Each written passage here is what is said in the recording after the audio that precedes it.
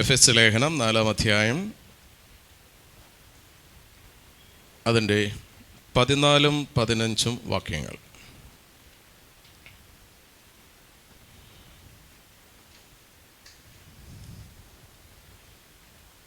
എഫെസ്യ ലേഖനം 4-ാം അധ്യായം 14-15 വാക്യങ്ങൾ.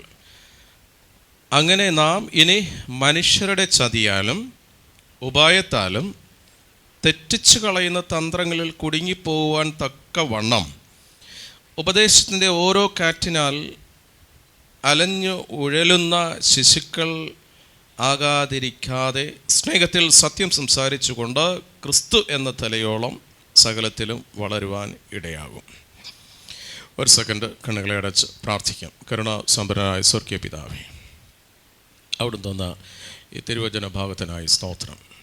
കർത്താവേ, വീണ്ടും ക്രിസ്തു എന്ന തലയോളം വളരുവാൻ, ആ പൂർണ്ണതയിൽ വളരുവാൻ, വചനം അത് പഠിപ്പിക്കുന്നത് പോലെ ഗ്രഹിച്ച് സ്വാംശീകരിച്ച് കർത്താവെ അവിടുത്തെ ഹിതപ്രകാരം മുന്നോട്ട് പോകുവാൻ അവിടെ ഞങ്ങളെ അനുഗ്രഹിക്കണം.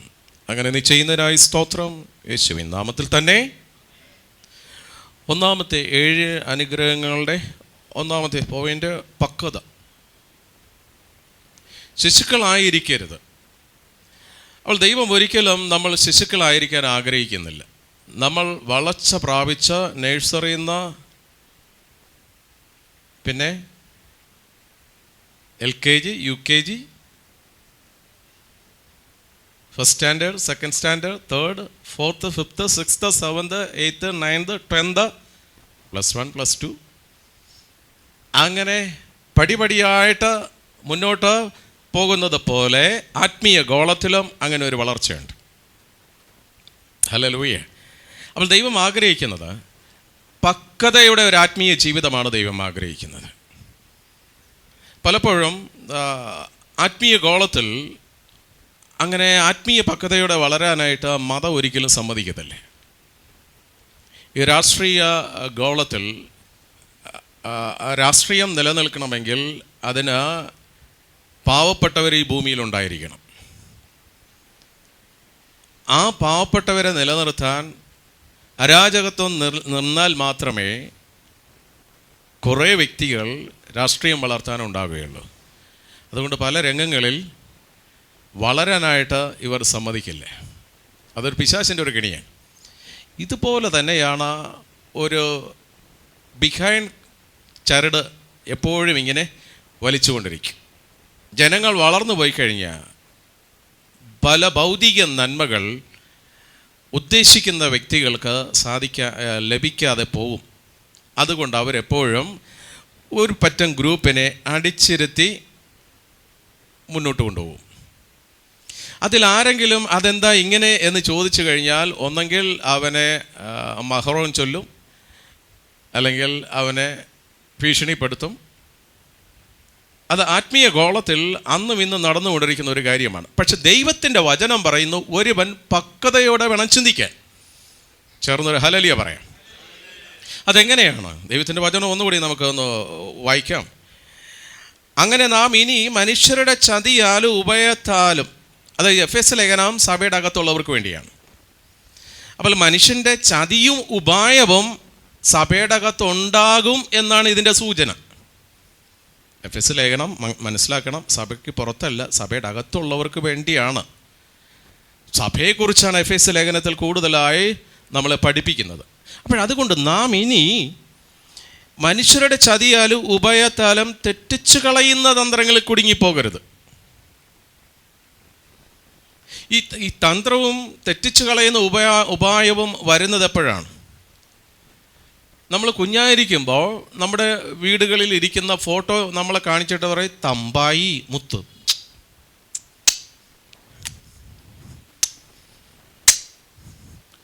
ആ കുഞ്ഞായിരിക്കുമ്പോൾ തന്നെ ഈ തമ്പായിയെ മുത്തിച്ച് നമ്മളുടെയൊക്കെ മനസ്സിൽ കയറിയിരിക്കുന്നത് ഈ രൂപത്തിലിരിക്കുന്നതാണ് തമ്പായി. ചതി ഉപായോടെ തുടങ്ങിയേ കുഞ്ഞായിരിക്കുമ്പോഴേ തുടങ്ങിയാണ്. സ്തോത്രം. അപ്പോൾ മറ്റൊരു ചതി ഇതിൽ കിടക്കുന്നത് പല സ്ഥലങ്ങളിലും ഉണ്ണീശോ ഇതുവരെ വളർന്നിട്ടില്ല. അത് ഇപ്പോഴും ഉണ്ണിയായിട്ട് തന്നെ ഇരിക്കുകയാണ്. കർത്താവ് വളർന്ന് വലുതായിപ്പോയി, പക്ഷേ പല സ്ഥലങ്ങളിൽ ഇപ്പോഴും ഉണ്ണി ഈശോ ഇരിപ്പുണ്ട്. കൊല്ലം പുലിച്ചിറ പള്ളിയിൽ ഇരിക്കുന്നത് ഉണ്ണീശോയാണ്. ആ ഉണ്ണീശോ ഒരിക്കൽ പിണങ്ങി ഓട്ടോറിക്ഷയുടെ കയറി കൊല്ലത്തെ മൂതാക്കര പള്ളി വന്നു. ഈ 2 പള്ളികൾ ഞാൻ ധ്യാനിപ്പിച്ചിട്ടുള്ളൂ. ഇങ്ങനെയുള്ള കിഴവിക്കഥകൾ മനുഷ്യൻ്റെ മനസ്സിൽ കൊടുത്തിട്ട് മനുഷ്യനെ ആ രീതിയിൽ അങ്ങ് വളർത്തിയേ. ഉണ്ണീശോ വളർന്ന് വലുതായി, ഇപ്പം അങ്ങോട്ട് ഇങ്ങനെ കൈ കൊടുത്തേ, ഉണ്ണീശോ വളർന്ന് പോയി വലുതായി കണ്ണേന്ന് പറ. അങ്ങനെയെങ്കിലും കർത്താവ് വളരട്ടെ. സ്തോത്രം. അപ്പം പക്വതയുള്ളവനായിട്ട് ചിന്തിക്കണമെന്നാണ് പറയുന്നത്. അപ്പോൾ ജനത്തിന് പക്വതയിലേക്ക് വളരണമെങ്കിൽ ശരിയായിട്ടുള്ള തിരുവചനം പുരോഹിതൻ വിളമ്പിക്കൊടുക്കണം. പുരോഹിതൻ എന്ന് പറയുന്ന വാക്കിൻ്റെ അർത്ഥം പുരോ പ്ലസ് ഹിതം. പുരോ എന്ന് പറഞ്ഞാൽ സ്വർഗം, ഹിതം എന്ന് പറഞ്ഞാൽ ദൈവത്തിൻ്റെ ഹിതം. അപ്പോൾ സ്വർഗത്തിൻ്റെ ഹിതം നിറവേറ്റുന്നവനാണ് പുരോഹിതൻ. ഒരാമയും പറയാം. ആ പുരോഹിതനാണ് ജനത്തെ പക്വതയിലേക്ക് വളർത്തേണ്ടത്. അവൻ ഒരിക്കലും ജനത്തെ ഉണ്ണീശോയുടെ മുമ്പിൽ കൊണ്ടുപോകരുത്. വളർന്ന് വലുതായ യേശുവിൻ്റെ മുമ്പിലാണ് അവൻ കൊണ്ടുപോകേണ്ടത്. ചേർന്നൊരു ഹല്ലേലൂയ പറയാം. ദൈവത്തിൻ്റെ വചനം പറയുന്നത് ക്രിസ്തു എന്ന തലയോളം വളരണമെന്ന്. അപ്പോൾ അങ്ങനെ ഇനി നാം മനുഷ്യരുടെ ചതിയാലും ഉപയത്താലും തെറ്റിച്ചു കളയുന്ന തന്ത്രങ്ങളിൽ കുടുങ്ങിപ്പോകരുത്. തെറ്റിച്ചു കളയുന്ന തന്ത്രങ്ങൾ ഇപ്പോഴും ആത്മീയ ഗോളത്തിലുണ്ട്. ദൈവത്തിൻ്റെ വചനം പറയുന്നത് നീ ആയിരിക്കുന്ന ദേശത്തെ ദുരാചാരങ്ങൾ നീ അനുഷ്ഠിക്കരുതെന്നാണ് ദൈവത്തിൻ്റെ വചനം. അങ്ങനെയെങ്കിൽ പിന്നെ കോഴിവെട്ടെങ്ങനെ വന്നു? കുറെ കോഴിയെ വെട്ടിയ മതിയായിരുന്നെങ്കിൽ പിന്നെ എൻ്റെ കർത്താവ് കാൽവരിയിൽ മരിക്കേണ്ട കാര്യമില്ലായിരുന്നല്ലേ. ഇതും ചതി ഉപായവുമാണ്. സ്തോത്രം. വീട്ടിൽ വരുന്ന പാമ്പ് മാറിപ്പോണമെങ്കിൽ വീടിന് ചുറ്റുമുള്ള കാട് വെട്ടിയാൽ മതി. അതിന് വെറുതെ ഒരു നേർച്ച കൊടുക്കേണ്ട കാര്യമില്ല. ഹല്ലേലൂയ. ചില സീസൺ വരുമ്പോൾ കോഴികൾക്ക് സമാധാനമില്ല. സ്തോത്രം. അങ്ങനെയുള്ള നേർച്ചകൾ എവിടുന്ന് വരുന്നെന്ന് പത്രങ്ങൾ വായിക്കുമ്പോൾ വ്യക്തമായി മനസ്സിലാകും. ഹല്ലേലൂയ. കൊടുങ്ങല്ലൂരിൽ നിന്ന് വരുന്നതാണ് കോഴി വെട്ട്. ആ കോഴി വെട്ടും എൻ്റെ കർത്താവും തമ്മിൽ യാതൊരു ബന്ധവുമില്ല. അങ്ങനെ നിങ്ങൾ മനുഷ്യരുടെ ചതിയാലും ഉപയത്താലും തെറ്റിച്ചു കളയുന്ന തന്ത്രങ്ങളിൽ കുടുങ്ങിപ്പോകുവാൻ തക്കവണ്ണം ഇന്നും 21-ാം നൂറ്റാണ്ടായിട്ടും ഇപ്പോഴും ഇത്തരത്തിലുള്ള ചതി ഉപായവും വർദ്ധിച്ചു വരികയാണ്. അത് തെറ്റാണെന്ന് ചില ദൈവദാസന്മാർ പറയുന്നുണ്ട്. എങ്കിലും ജനം അത് ശ്രദ്ധിക്കത്തില്ല. കാരണം എന്താ? ഈ കുഞ്ഞ് ഉദരത്തിലായിരുന്നപ്പോഴും പുറത്തു വന്നപ്പോഴും വീടിൻ്റെ സാഹചര്യവും ചുറ്റുപാടും എല്ലാം കൂടി ഈ കുഞ്ഞിൻ്റെ തലയിൽ അടിച്ചേൽപ്പിച്ച് കൊടുത്തിരിക്കുകയാണ്. ഇങ്ങനെയുള്ള മുമ്പിൽ പോയി പ്രാർത്ഥിച്ചാലേ നമുക്ക് വിടുതലുള്ളൂ എന്ന്. ഹല്ലേലൂയ. ആരുടെ മുമ്പിൽ നീ പ്രാർത്ഥിക്കുന്നോ? സെബസ്ത്യാനോസ് ഒരിക്കലും പറഞ്ഞില്ല സെബസ്ത്യാനോസിൻ്റെ മുമ്പിൽ വരാൻ. സെബസ്ത്യാനോസ് ജീവനുള്ള ദൈവത്തിന് വേണ്ടി മരിച്ചവനാണ്. വിഗ്രഹാരാധനയ്ക്ക് എതിരെ ശബ്ദമുയർത്തിയവനാണ് സെബസ്ത്യാനോസ്. ആ സെബസ്ത്യാനോസിൻ്റെ രൂപവും ഉണ്ടാക്കിക്കൊണ്ട് അമ്പും കഴുന്നും ഉണ്ടാക്കിക്കൊണ്ട് ഇന്ന് മൂകവിഗ്രഹങ്ങളുടെ മുമ്പിൽ കൊണ്ടുപോയി ജനത്തെ വഞ്ചിക്കുന്നത് മറ്റാരുമല്ല, ഇത്തരത്തിലുള്ള തന്ത്രങ്ങളും ഉപായങ്ങളും മെനയുന്ന ദുഷ്ടകരങ്ങൾ തന്നെയാണ്. ഹല്ലേലൂയ. സെബസ്ത്യാനോസ് അമ്പിനാൽ മരിക്കപ്പെട്ടു എന്നാ പറയുന്നത്. അമ്പ് ചെയ്തിട്ടും സെബസ്ത്യാനോസ് മരിച്ചില്ല, അവസാനം കൊന്നുകളയുകയാണ് ചെയ്ത്. സെബസ്ത്യാനോസ് അമ്പേറ്റ് പാവികളായ നമ്മളെ രക്ഷിച്ചെന്ന ആ പാട്ട്. പാവികളെ രക്ഷിക്കാൻ സെബസ്ത്യാനോസ് അല്ല അമ്പേറ്റത്, എൻ്റെ കർത്താവായ യേശു. ഹല്ലേലൂയ. ബർണ്ണബാസും പൗലോസും കർത്താവിൻ്റെ നാമത്തിൽ പ്രാർത്ഥിച്ചപ്പോൾ അത്ഭുതങ്ങളും അടയാളങ്ങളും ഉണ്ടായി. ഭൂമിയിൽ ദേവന്മാർ പ്രത്യക്ഷപ്പെട്ടിരിക്കുന്നു എന്ന് കരുതി പൂജാരിമാരും ജനങ്ങളും എല്ലാം പൂജിക്കാനായിട്ട് ഇറങ്ങി ഓടിച്ചെന്നു. ഇപ്പോൾ പൗലോസും ബർന്നബാസും പറഞ്ഞെന്താ, നിങ്ങളെപ്പോലെ മനുഷ്യരാ ഞങ്ങൾ, ദൈവത്തെയാണ് ആരാധിക്കേണ്ടത്. ഹല്ലേലൂയ. ആ പൗലോസും ബർന്നബാസും ഇന്ന് ജീവിച്ചിരുന്നെങ്കിൽ ഒത്തിരി പേര് കുറുവടിക്ക് അടി വാങ്ങിച്ചേന്, ഒരു സംശയമില്ല. അപ്പോൾ ചതിയാലും ഉപയാത്താലും ഇനിയും നിങ്ങളെ ആരും തെറ്റിച്ച് കളയരുത് എന്നാണ് ദൈവത്തിൻ്റെ വചനം പറയുന്നത്. ഹല്ലേലൂയ. ഓരോ കാറ്റിനാലും ഉലഞ്ഞ് ആടുന്ന ശിശുക്കളാകാതിരിക്കാൻ. അപ്പോൾ കാറ്റിനാൽ ഉലഞ്ഞ് ആടുന്നത് ശിശുക്കളാണ്. എന്നാൽ ഒരുത്തൻ പക്വത പ്രാപിക്കുന്നത് എപ്പോഴാണ്? ഈ ദൈവത്തിൻ്റെ വചനം അവൻ ഭക്ഷിക്കുമ്പോഴാണ്. ഹല്ലേലൂയ. ഒരു മനുഷ്യനെ ബലപ്പെടുത്തുന്നത്, ശക്തിപ്പെടുത്തുന്നത് ദൈവത്തിൻ്റെ തിരുവചനമാണ്. ഹല്ലേലൂയ. ആ വചനം എന്താണ് ചെയ്യുന്നത്? അപ്പോസ്തല പ്രവൃത്തി ഹെബ്രായ ലേഖനം 4:12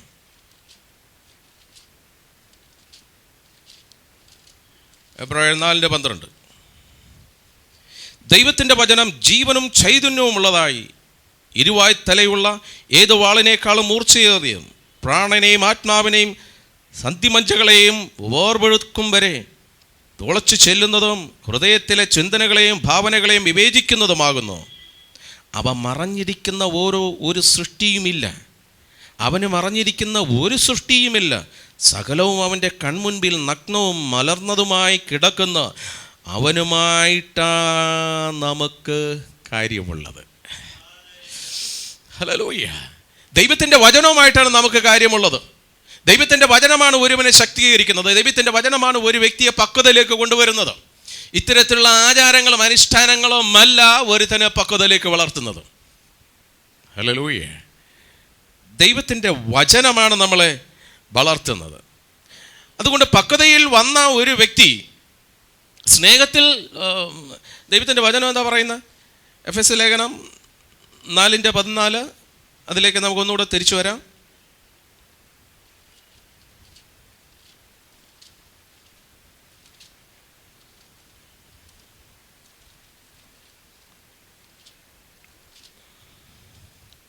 അതിൻ്റെ 15 വാക്യത്തിൽ സ്നേഹത്തിൽ സത്യം സംസാരിച്ചുകൊണ്ട് ക്രിസ്തു എന്ന തലയോളം സകലത്തിലും വളരുവാനിടയാകും. സ്നേഹത്തിൽ വേണം ദൈവത്തിൻ്റെ വചനം, അത് സത്യമായിട്ട് തന്നെ സംസാരിക്കണം. ഇന്നിപ്പോൾ പലർക്കും ദൈവത്തിൻ്റെ സത്യവചനം പറഞ്ഞു കഴിഞ്ഞാൽ പിന്നെ എതിരാ, അടിയ. ഈ സത്യം പറയുന്നവനെ തല്ലും. അതാണ് ഇന്നത്തെ ഗതികേട്. അതിനെ വിശുദ്ധ പൗലോസിന് സംഭവിച്ചു. അർത്തേമീസ് ദേവിയല്ല,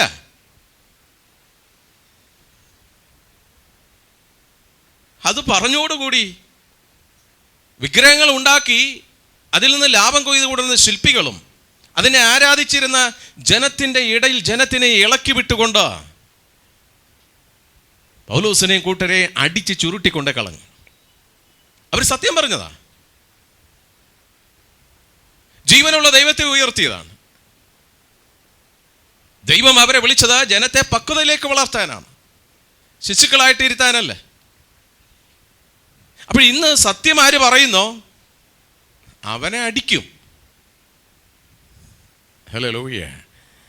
ശാരീരികമായിട്ടും മാനസികമായിട്ടും അവനെ ഉപദ്രവിക്കും. ദൈവത്തിൻ്റെ വചനം സ്നേഹത്തിൽ സത്യം സംസാരിക്കണം. ആ സത്യം സംസാരിക്കുമ്പോഴേ ക്രിസ്തു എന്ന തലയോളം വളരാനായിട്ട് സാധിക്കും. ചേർന്നൊരു ഹല്ലേലൂയ പറയാം. ഹല്ലേലൂയ. നമ്മളെല്ലാം ലക്ഷ്യം വെക്കുന്നത് ക്രിസ്തു എന്ന തലയോളം വളരാനാണ്.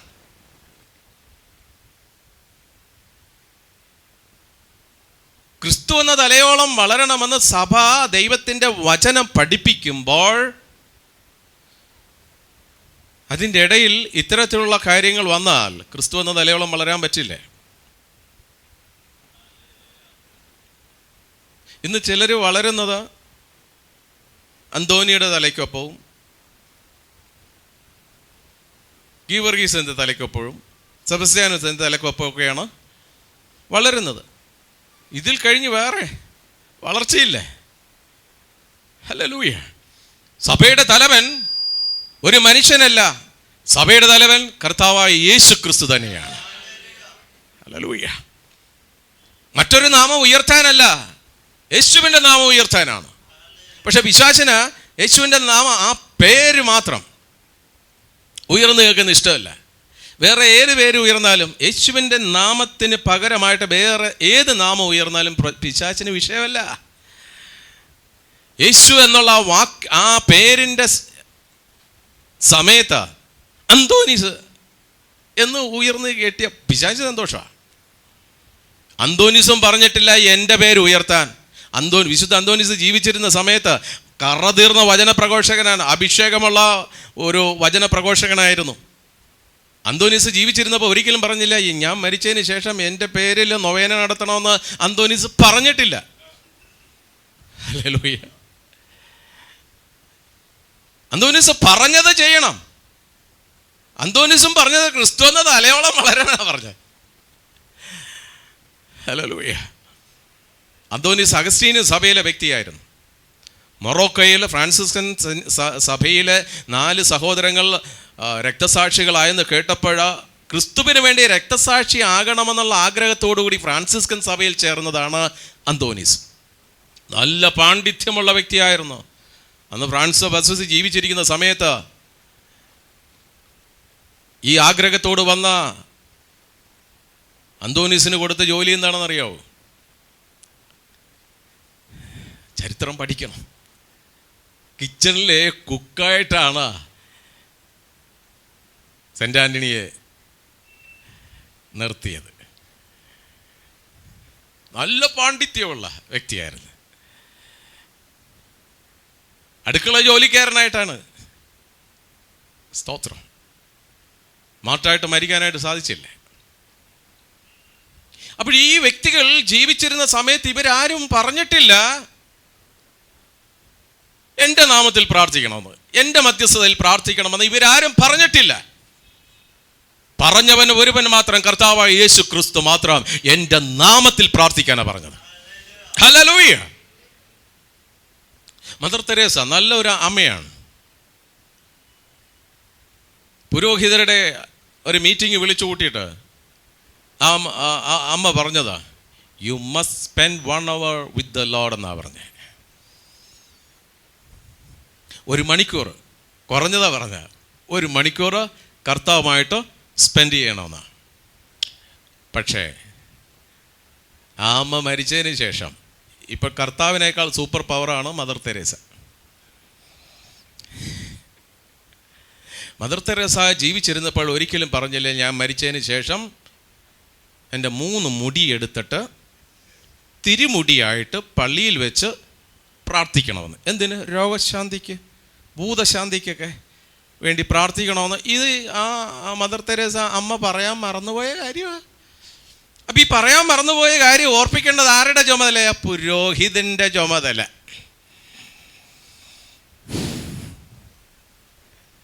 അല്ല, അപ്പം ചിലർക്ക് മദർ തെരേസ എന്ന തലയോളം വളരാനേ പറ്റുള്ളൂ. മദർ തെരേസ ജീവിച്ചിരുന്നപ്പോൾ ഒരിക്കലും പറഞ്ഞില്ലേ എൻ്റെ നാമം വിളിച്ചപേക്ഷിക്കാനല്ല പറഞ്ഞത്, അവൻ്റെ നാമം വിളിച്ചപേക്ഷിക്കാനാ പറഞ്ഞേ. അപ്പൊ ക്രിസ്തു എന്ന തലയോളം വളർന്നാൽ മാത്രമേ പക്വത ഉണ്ടാവുകയുള്ളൂ. അങ്ങനെ പക്വതയിലേക്ക് വന്ന ഒരൊറ്റ കുഞ്ഞിനെയും ഇനി ഫറവോന് കിട്ടത്തില്ല ഇവിടെ മുട്ടുകുത്തി പ്രാർത്ഥിക്കെന്ന് പറയാനായിട്ട്. അവിടെ ഇങ്ങോട്ട് കൈ കൊടുത്ത് അടിമത്തത് നമ്മൾ വിടിപ്പിക്കപ്പെട്ട് കണ്ണേന്ന് പറ. ഹല്ലേലൂയ. പക്വത വന്ന ഒരൊറ്റ വ്യക്തിയും മൂകവിഗ്രഹങ്ങളുടെ മുമ്പിൽ മുത്തില്ല. അവനെപ്പോഴും ജീവനുള്ള ദൈവത്തിന്റെ സന്നിധിയിലായിരിക്കും. ഹല്ലേലൂയ. അവൻ വളരുന്നത് ക്രിസ്തുവെന്ന തലയോളമാണ്. അതിനുള്ള ആഹാരമാണ് ദൈവത്തിന്റെ വചനം. ഹല്ലേലൂയ. അത്ഭുതങ്ങൾ, നൊവേനകളുടെ പിന്നിൽ പ്രവർത്തിക്കുന്നത് എപ്പോഴും പുരോഹിതന്മാരായിരിക്കും. ഹല്ലേലൂയ. ചില പുരോഹിതന്മാർക്ക് അങ്ങനെയുള്ള അഭിഷേകമുണ്ട്. അവരെവിടെ പോയാലും മൂലയിലിരിക്കുന്നവർ പൊടിയും കൊട്ടി ഇറങ്ങും. ആദ്യം അവരായിരിക്കും അസാധ്യ കാര്യങ്ങൾ നടന്നെന്ന് എഴുതിയിടുന്നത്. അച്ഛന്മാരുടെ രഹസ്യം അച്ഛന്മാരെ പറഞ്ഞില്ലെങ്കിൽ പിന്നെ ജനം എങ്ങനെ അറിയും? സ്തോത്രം. ഹല്ലേലൂയ. പാവപ്പെട്ട ജനം പിന്നെ അങ്ങ് ഒഴുകിയല്ലേ. ഹല്ലേലൂയ. അപ്പോൾ ഇപ്പുറത്തെ ഒരു അന്തോണി ഉണ്ടാവും, പക്ഷേ ആ അന്തോണി വെറുതെ പൊടിയും കൂട്ടിയിരിക്കത്തേ ഉള്ളൂ. പക്ഷേ ഇപ്പുറത്തെ അന്തോണി കാശുവാരി. കാരണം എന്താ? അതിൻ്റെ പിന്നിൽ പ്രവർത്തിക്കാൻ ഒരു പുരോഹിതനുണ്ട്. അപ്പുറത്തുകൊണ്ട് ഒരു പക്ഷെ അതിനൊന്നും അറിയത്തില്ല. ഇതങ്ങനെയല്ല. ഹല്ലേലൂയ. ഇത്തരത്തിലുള്ള ചതികൾ ഈ 21-ാം നൂറ്റാണ്ടിൽ നടന്നുകൊണ്ടിരിക്കുക. അതിൻ്റെ ചതിയിൽ ജനം വീഴുക. അത് ചതിയാണെന്ന് ആരെങ്കിലും ഒന്ന് പറഞ്ഞാൽ, സ്തോത്രം, അവനെ ഓടിച്ചിട്ട് തല്ലും, പേപ്പട്ടിയെ തല്ലുന്ന പോലെ. ഹല്ലേലൂയ. ക്രിസ്തു എന്ന തലയോളം വളരണമെന്ന് ദൈവത്തിൻ്റെ വചനം പറയുമ്പോൾ മറ്റേതെങ്കിലും തല കാട്ടിക്കൊടുത്തിട്ട് ഇതാണ് ക്രിസ്തു എന്ന് പറഞ്ഞാലോ? അങ്ങനെ പറയുന്ന ആശാന്മാരും ഉണ്ട്. കൽക്കട്ടയിൽ നിന്ന് ബോധിവൃക്ഷം ഇറക്കുമതി ചെയ്തിട്ട് അത് ബോധിവൃക്ഷത്തിൻ്റെ ചുവട്ടിൽ ക്രിസ്തുവിനെ പോലുള്ള ഒരു ബുദ്ധനെ കൊണ്ട് ഉണ്ടാക്കിച്ചിട്ട് എല്ലാ വർഷവും എഴുത്തിനിരുത്താനായിട്ട് അതിൻ്റെ അടി കൊണ്ടുവന്ന് നിർത്തും. കാരണം വിശ്വസിക്കുന്നത് ജ്ഞാനോദയം ഉണ്ടായത് ബുദ്ധനാണല്ലോ. അപ്പോൾ വിദ്യാരംഭത്തിൽ ഇതിൻ്റെ ചുവട്ടിലിരുന്നാലേ ജ്ഞാനം കിട്ടുമെന്നുള്ള. ജ്ഞാനത്തിൻ്റെ ഉറവിടം ബുദ്ധനല്ല, ക്രിസ്തുവാണ്. ഹല്ലേലൂയ. അപ്പോൾ ക്രിസ്തു എന്ന തലയോളം വളരണമെന്ന് ദൈവത്തിൻ്റെ വചനം പറയുമ്പോൾ അതല്ല ഇതാണെന്ന് പറയിപ്പിക്കുന്നത് ദുരാത്മാവാണ്. ഹല്ലേലൂയ. സ്തോത്രം. അപ്പോൾ ഒന്നാമത്തെ പോയിന്റ്, പക്വത. ശിശുക്കളായി ആത്മീയ ഗോളത്തിൽ വളരരുത്. പക്വതയുള്ള മക്കളായിട്ട് വേണം വളരാൻ. അല്ല, രണ്ടാമത്തെ പോയിന്റ്, വിശ്വാസത്തിൽ നിലനിൽക്കുക. കാറ്റടിച്ച് അലയുന്ന കടൽ തിരയ്ക്ക് സമനായി സംശയിക്കുന്നവനാകരുത്. യാക്കോബിൻ്റെ ലേഖനം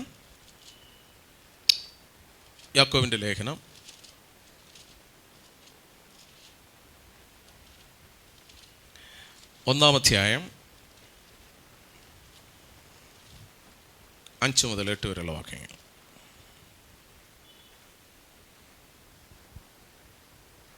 നിങ്ങളിൽ ഒരുത്തന് ജ്ഞാനം കുറവാകുന്നുവെങ്കിൽ ഫൽസിക്കാതെ എല്ലാവർക്കും ഔദാര്യമായി കൊടുക്കുന്നവനായ ദൈവത്തോട് യാചിക്കട്ടെ, അപ്പോൾ അവന് ലഭിക്കും. എന്നാൽ അവൻ ഒന്നിനും സംശയിക്കാതെ വിശ്വാസത്തോടെ ചോദിക്കണം, യാചിക്കണം. സംശയിക്കുന്നവൻ കാറ്റടിച്ചുലയുന്ന കടൽ തിരയ്ക്ക് സമൻ. അങ്ങനെയുള്ള മനുഷ്യൻ കർത്താവിങ്കിൽ നിന്നും വല്ലതും ലഭിക്കുമെന്ന് നിരൂപിക്കരുത്. ഇരുമനസ്സുള്ള മനുഷ്യൻ തൻ്റെ വഴികളിൽ ഒക്കെയും അസ്ഥിരൻ ആകുന്നു. അപ്പോൾ പൂർണ്ണയുടെ 7 അനുഗ്രഹങ്ങളിൽ രണ്ടാമത്തേത് വിശ്വാസത്തിൽ നിലനിൽക്കുക. അവിടെ യാക്കോബിൻ്റെ ലേഖനത്തിൽ നാം വായിക്കുന്നത്, നിങ്ങൾ ഓരോരുത്തന് ജ്ഞാനം കുറവാണെങ്കിൽ എല്ലാവർക്കും ഔദാര്യമായി കൊടുക്കുന്ന ദൈവത്തിനോട് യാചിക്കട്ടെ. അപ്പോൾ നമുക്ക് ദൈവിക വളർച്ചയിൽ ലോകത്തിൻ്റെ ജ്ഞാനമല്ല, ലോകത്തിൻ്റെതായ ജ്ഞാനം തരാൻ ഈ ലോകത്തിൽ പലരുമുണ്ട്. പക്ഷെ സ്വർഗത്തിൻ്റെ ജ്ഞാനം തരുന്നത് സ്വർഗത്തിൽ നിന്നാണ്. ചേർന്നൊരു ഹല്ലേലൂയ പറയാം. ആ ജ്ഞാനം കുറവുള്ളവൻ ചോദിക്കട്ടെ, ഔദാര്യമായി ദൈവം മാത്രമേ കൊടുക്കുകയുള്ളൂ, അവൻ തരുമെന്നാണ് പറയുന്നത്. അപ്പോൾ ആ ജ്ഞാനത്തിൻ്റെ പക്വത ലഭിക്കുന്ന ഒരു വ്യക്തിക്കാണ്, സ്തോത്രം, രക്ഷ ക്രിസ്തുവിൽ മാത്രമാണെന്നുള്ള ബോധ്യം വരുന്നത്. അല്ലല്ലോ, രക്ഷകൻ യേശു ക്രിസ്തു മാത്രമാണ്. സജീവനായ ദൈവത്തിൻ്റെ പുത്രൻ ക്രിസ്തു മാത്രമാണ്. ജ്ഞാനം കുറവുള്ളവൻ ജ്ഞാനം ദൈവത്തോട് ചോദിക്കട്ടെ.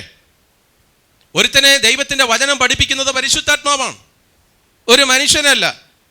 വചനത്തിൻ്റെ ഗ്രന്ഥകർത്താവ് പരിശുദ്ധാത്മാവാണ്. യഥാർത്ഥ ജ്ഞാനമെന്ന് പറയുന്നത് ഉന്നതത്തിൽ നിന്ന് പ്രാപിക്കുന്നതാണ്.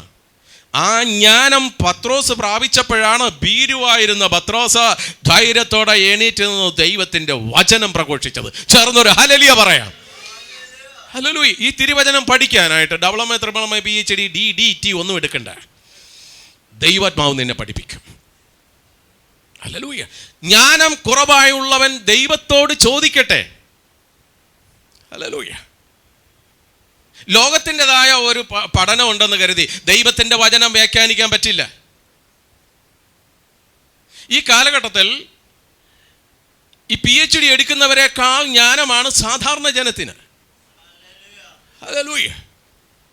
സാധാരണ ജനത്തിന് ദൈവത്തിൻ്റെ വചനം വ്യാഖ്യാനിക്കുമ്പോൾ അവന് മനസ്സിലാകും. ഈ 66 പുസ്തകവും പരിശുദ്ധാത്മാവിനാൽ എഴുതപ്പെട്ടത് തന്നെ.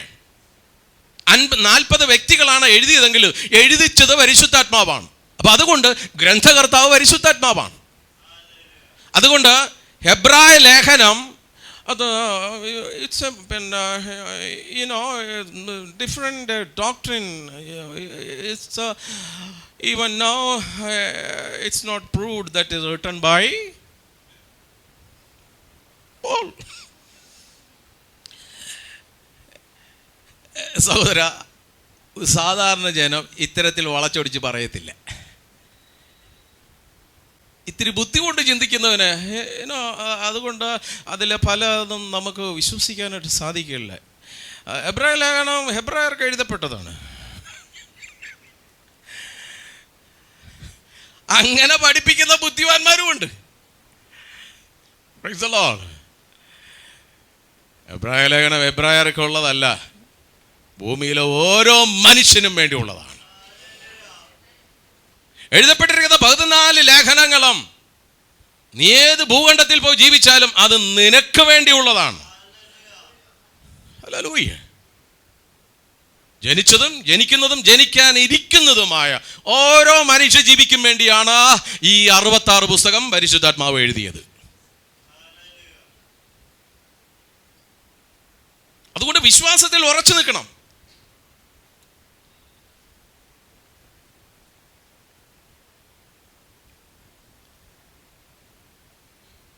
ഈ കഴിഞ്ഞിട്ടൊക്കെ ഒരു പുസ്തകം ഇറക്കി, വഴിതെറ്റിക്കുന്ന വിശ്വാസം. ആ പുസ്തകം തന്നെ ഒരു വഴിതെറ്റിക്കുന്ന പുസ്തകമാണ്. പെന്തക്കോസ്തിലേക്ക് ഒഴുക്ക് തടയാൻ വേണ്ടി, ജനങ്ങൾ പെന്തക്കോസ്തിലേക്ക് പോകുന്നതിന് തടയാൻ വേണ്ടി തടയിട്ട പുസ്തകമാണ് തെറ്റിക്കുന്ന വിശ്വാസം എന്നും പറഞ്ഞ് ഇറക്കിയ പുസ്തകം. ആ പുസ്തകം വായിച്ചാൽ തെറ്റാത്തവൻ കൂടി തെറ്റും. അതേപോലെയാണ് ദൈവത്തിൻ്റെ വചനം വളച്ചൊടിച്ചതിൽ വ്യാഖ്യാനിച്ചു വെച്ചിരിക്കുന്നത്. എന്തിനാ ഇങ്ങനെ പിടിക്കുന്നതിന്? ഇങ്ങനെ പിടിച്ചാൽ പോരെ. അതിന് പകരം എന്താ ഇങ്ങനെ ഒരു പിടുത്തമുണ്ട്. പരിശുദ്ധാത്മാവ് എപ്പോഴും എന്താ ഇങ്ങനെ പിടിക്കുള്ളൂ. കാരണം പരിശുദ്ധാത്മാവ് വളഞ്ഞ വഴിയുടെ ആത്മാവല്ലേ. മനുഷ്യൻ്റെ ആത്മാവാണ് അതേ ഇങ്ങനെ വരുന്നത്.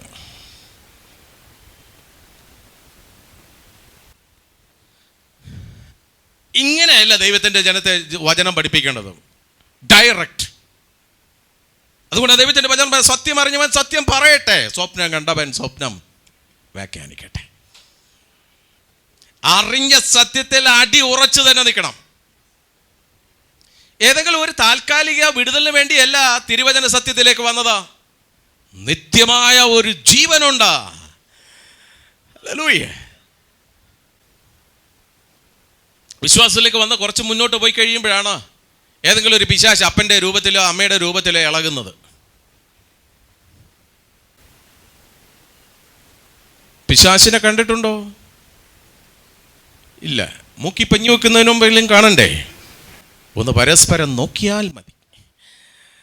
അത് അപ്പൻ്റെ രൂപത്തിലോ അമ്മയുടെ രൂപത്തിലോ അളിയൻ്റെ രൂപത്തിലോ അളിയത്തിയുടെ രൂപത്തിലോ നിന്റെ അമ്മായിയപ്പൻ്റെ രൂപത്തിലോ നിന്റെ അമ്മായിയമ്മയുടെ രൂപത്തിലോ നിന്റെ അടുത്ത് തന്നെ ഇരിപ്പുണ്ടോ? നീ പെന്തക്കോസ്ത് അനുഭവത്തിൽ വന്ന ഒരൊറ്റ കാരണം കൊണ്ടാ കുടുംബത്തിൽ നിനക്ക് സമാധാനമില്ലല്ലേ? അഥവാ നീ സമാധാനത്തോടെ ജീവിക്കാൻ ആഗ്രഹിക്കുന്നെങ്കിൽ നിന്റെ കുടുംബക്കാർ സമ്മതിക്കുന്നില്ലേ? അതുകൊണ്ട് ഞാൻ ഏതായാലും ആരാധനയ്ക്ക് പോകുന്നില്ല. നീ കാറ്റത്താടുക,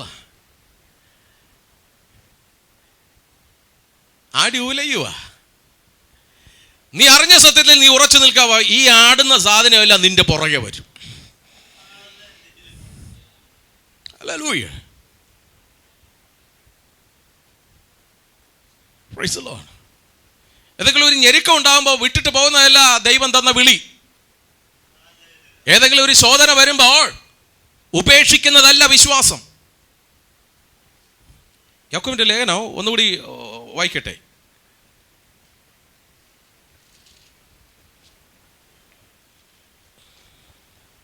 1-ാം അധ്യായം അതിൻ്റെ 5 മുതലുള്ള, നിങ്ങളിൽ ഒരുത്തന് ജ്ഞാനക്കുറവെന്ന് എങ്കിൽ വത്സിക്കാതെ എല്ലാവരും ഔദാര്യമായി കൊടുക്കുന്നവനാ ദൈവത്തോട് യാചിക്കട്ടെ, അപ്പോൾ അവന് ലഭിക്കും. എന്നാൽ അവൻ ഒന്നിനും സംശയിക്കാതെ വിശ്വാസത്തോടെ യാചിക്കണം. വിശ്വാസത്തോടെ യാചിക്കണം. ഇങ്ങനെ ഒരു കഥയുണ്ട്. വീടിൻ്റെ മുറ്റത്ത് മാവിൻ്റെ ഇല വീണ് വീണ് വീണ് വീണ് തൂത്ത് തൂത്ത് തൂത്ത് നടുവൊടിങ്ങി. നേരം വെളുത്തപ്പോൾ അമ്മച്ചി, കർത്താവ് പറഞ്ഞിട്ടില്ല കടുമണികളെ വിശ്വാസം ഉണ്ടെങ്കിൽ ഈ മാവ് മാറി കടലിൽ പോയി വീഴുമെന്ന്.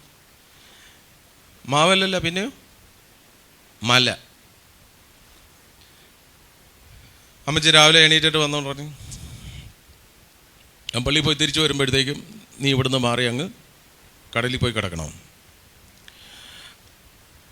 മാവിനോട് പറഞ്ഞിട്ട് അമ്മച്ചി ആരാധനയ്ക്ക് പോയി. തിരിച്ചു വന്നപ്പം അവിടെ തന്നെ നിൽപ്പുണ്ട്.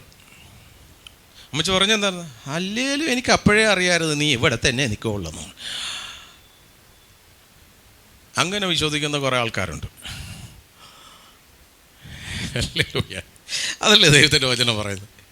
എന്നാൽ അവൻ ഒന്നും സംശയിക്കാതെ വിശ്വാസത്തോടെ യാചിക്കണം.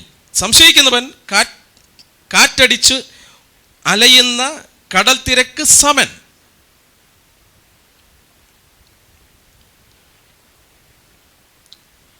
ഈ ആരംഭശൂരത്വം എന്ന് പറയില്ലേ, ആരംഭശൂരത്വം ഭയങ്കര സ്പിരിറ്റാണ്. വിശ്വാസത്തിൽ വന്നു കഴിഞ്ഞാൽ പിന്നെ ഓടി നടന്ന് എല്ലാവരോടും വചനം പറയും. കുറച്ച് കഴിയുമ്പോൾ എന്താ പഴയതുപോലെ ഒന്നും കത്താൻ പറ്റണില്ല. ഇപ്പോൾ കത്തിക്ക് അവസാനം ഇപ്പോൾ വീടിൻ്റെ അകത്തിരുന്ന് കത്തുക. മാത്രമല്ല ചിലരിപ്പോൾ വിട്ടിട്ട് പോകുന്നത് വലിയൊരു മദ്യപാനമാണ്. അപ്പോൾ ആ ഓട്ടത്തിൽ ഉത്സാഹം കുറഞ്ഞപ്പോൾ ഇടയ്ക്ക് വീട്ടിലിരുന്ന് ഇച്ചിരി വീശാൻ തുടങ്ങി. കഴിഞ്ഞ ദിവസം ഒരു സഹോദരി വന്നിട്ട് പറയുമായിരുന്നു, ഇപ്പോഴ എൻ്റെ അങ്കിള് ഇടയ്ക്കിടയ്ക്ക് ഇത്തിരി കഴിക്കു വച്ചാൽ ആൻറ്റിക്കും അത്ര താല്പര്യമൊന്നുമില്ല. ആദ്യത്തൊക്കെ താല്പര്യം ഉണ്ടായിരുന്നുള്ളത്.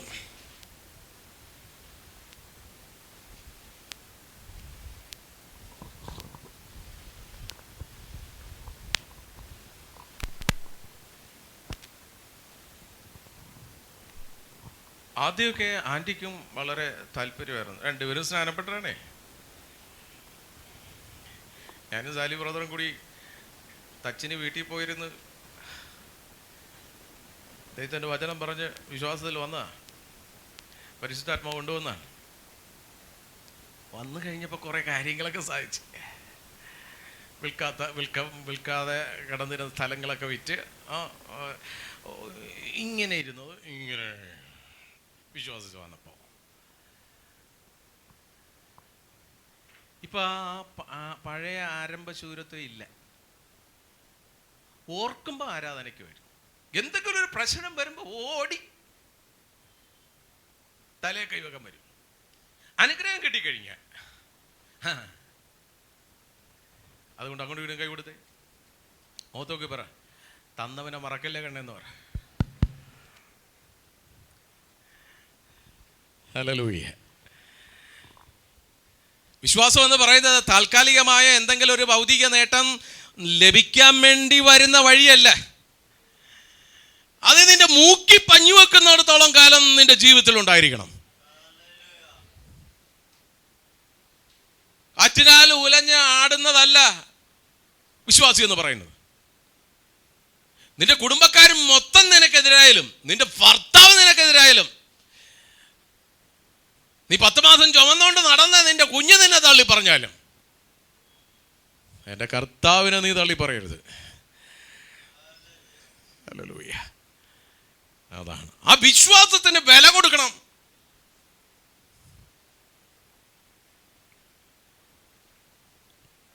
കുടുംബക്കാരെ ഒറ്റപ്പെടുത്തുന്നെന്ന് കരുതി നിന്റെ കർത്താവിനെ നീ ഒറ്റുകൊടുക്കുന്നെങ്കിൽ പാവവും വ്യഭിചാരവും നിറഞ്ഞ ഈ തലമുറയിൽ എന്നെയും എൻ്റെ വചനത്തെയും കുറിച്ച് ലജ്ജിച്ചാൽ ഞാനും ലജ്ജിക്കും. ഹല്ലേലൂയ. വിശ്വാസം എന്ന് പറയുന്നത് മെഴുകുതിരി കത്തിക്കുന്നതല്ല, ധൂവക്കുറ്റി ആട്ടുന്നതല്ല, ചന്ദനത്തിരി കത്തിക്കുന്നതുമല്ല, മുട്ടേ നിൽക്കുന്നതുമല്ല വിശ്വാസം. വിശ്വാസം എന്ന് പറയുന്നത് വിളിച്ചവനിൽ നിൽക്കുന്നതാണ് വിശ്വാസം. ഹല്ലേലൂയ. അപ്പോൾ രണ്ടാമത്തെ അനുഗ്രഹം എന്ന് പറയുന്നത് വിശ്വാസത്തിൽ ഉറച്ച് നിൽക്കുക. മൂന്നാമത്തെ അനുഗ്രഹം സത്യത്തിൽ വേരൂന്നിയും അടിസ്ഥാനപ്പെട്ടുമായിരിക്കുക. യോഹന്നാന്റെ സുവിശേഷം 8-ാം അധ്യായം,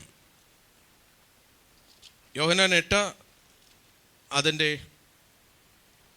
32 മുതൽ 36 വരെയുള്ള തിരുവചനങ്ങൾ. മൂന്നാമത്തെ പോയിന്റ് സത്യത്തിൽ വേരൂന്നിയും അടിസ്ഥാനപ്പെട്ടുമായിരിക്കുക. യോഹന്നാന്റെ സുവിശേഷം 8:32 മുതൽ 36 വരെയുള്ള വാക്യങ്ങൾ. 31 വായിക്കുന്നു. തന്നിൽ വിശ്വസിച്ച യഹൂദന്മാരോട് യേശു, എൻ്റെ വചനത്തിൽ നിലനിൽക്കുന്നുവെങ്കിൽ നിങ്ങൾ വാസ്തവമായി എൻ്റെ ശിഷ്യന്മാരായി.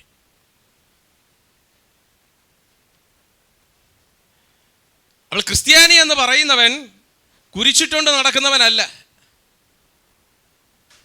പിശാചും കുരിച്ചിടുന്നുണ്ട്. കണ്ടുണ്ടോ പിശാച് കുരിച്ചിടുന്നത്? ടി വി തുറന്നു നോക്കിയാ മതി. ഫാഷൻ പരേഡ് നോക്കിയാൽ മതി, കുരിശ് കാണാം. ചിലത് സ്റ്റൈലിന് വേണ്ടി കുരിശിങ്ങനെ ഇട്ടിട്ട് ഇത്രയും മാത്രം ഇങ്ങനെ കാണിക്കുന്നവരുണ്ട്. അവൻ്റെ ഉള്ളിൽ ആരാധിക്കുമെന്നറിയാം, പിശാച്. പവർ വിഷൻ TV-യിൽ ഒരു വ്യക്തി, പുതിയ പാട്ടെന്ന പ്രോഗ്രാമിൽ ഒരു വ്യക്തി അതിമനോഹരമായിട്ട് കർത്താവിൻ്റെ പാട്ട് പാടിയേ. അപ്പം ഞാൻ സുഷമയോട് പറഞ്ഞ്, എടോ ഇവൻ നന്നായിട്ട് പാട്ട് പാടുന്നുണ്ടെന്ന് പറഞ്ഞു. അപ്പോൾ കുറച്ച് കഴിഞ്ഞപ്പോൾ സുഷമ പറയണേ, അതെ അവനെ ഒന്ന് ശ്രദ്ധിച്ച് നോക്കാൻ പറഞ്ഞു. എന്താ? ഒന്ന് ശ്രദ്ധിച്ച് അവൻ്റെ കഴുത്തായിട്ട് നോക്കാൻ പറഞ്ഞു. അവൻ്റെ കഴുത്തിൽ നോക്കിയപ്പോണ്ടല്ലോ ഏലസ് കെട്ടിയിട്ടിരിക്കുന്നത്. അപ്പം ഏലസ് കെട്ടി തൂക്കിയിട്ടുണ്ട്. കർത്താവിൻ്റെ പാട്ടും പാട്ട് എന്താ അവനെന്താ ലയിച്ചാൽ അത് പാടണമെന്നറിയാവോ? പക്ഷേ അവൻ്റെ ബലം ഏലസില.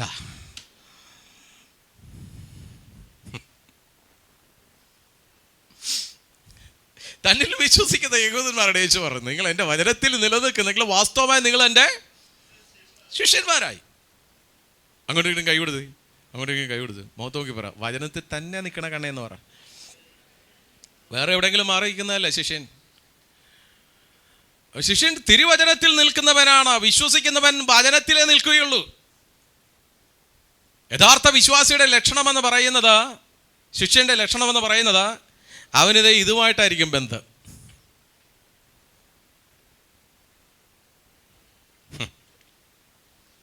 യേശുദാസിൻ്റെ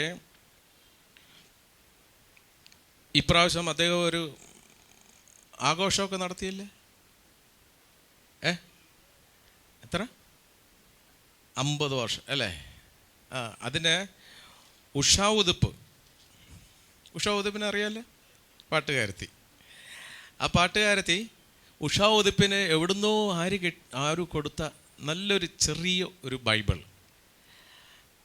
അത് യേശുദാസിന് കൊടുത്തു. യേശുദാസ് അത് വാങ്ങിച്ചിട്ട് പറയണേ, ബൈബിളോ ഇതെന്തിനാ? അയ്യോ നിനക്കറിയില്ലേ ഇതെന്തിനാണെന്ന്?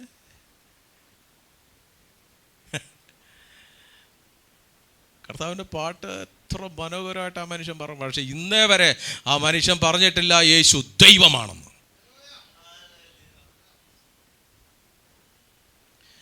പേരുകൊണ്ട് നീ യേശുവിൻ്റെ ദാസനായിരിക്കാം, പക്ഷേ നിന്റെ ജീവിതം കൊണ്ട് നീ വേറെ ആരുടെയോ ദാസനാ. ഹല്ലേലൂയ. തന്നിൽ വിശ്വസിച്ച യഹൂദന്മാരോട് യേശു പറഞ്ഞു, നിങ്ങൾ എൻ്റെ വചനത്തിൽ നിലനിൽക്കുന്നെങ്കിൽ വാസ്തവമായി നിങ്ങൾ എൻ്റെ ശിഷ്യരായി.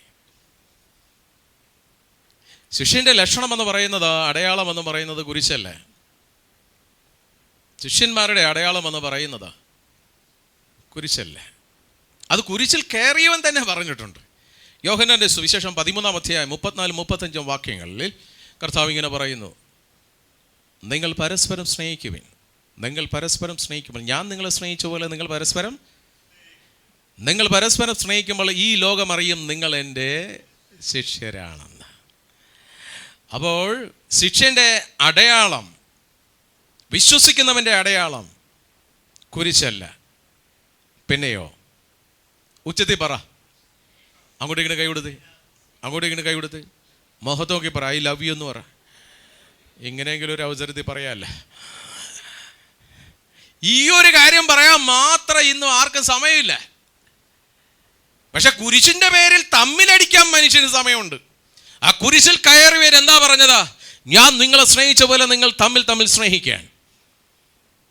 തമ്മിൽ അടിക്കാൻ കർത്താവ് പറഞ്ഞില്ല. കുരിശു അല്ല ക്രിസ്ത്യാനിയുടെ അടയാളം.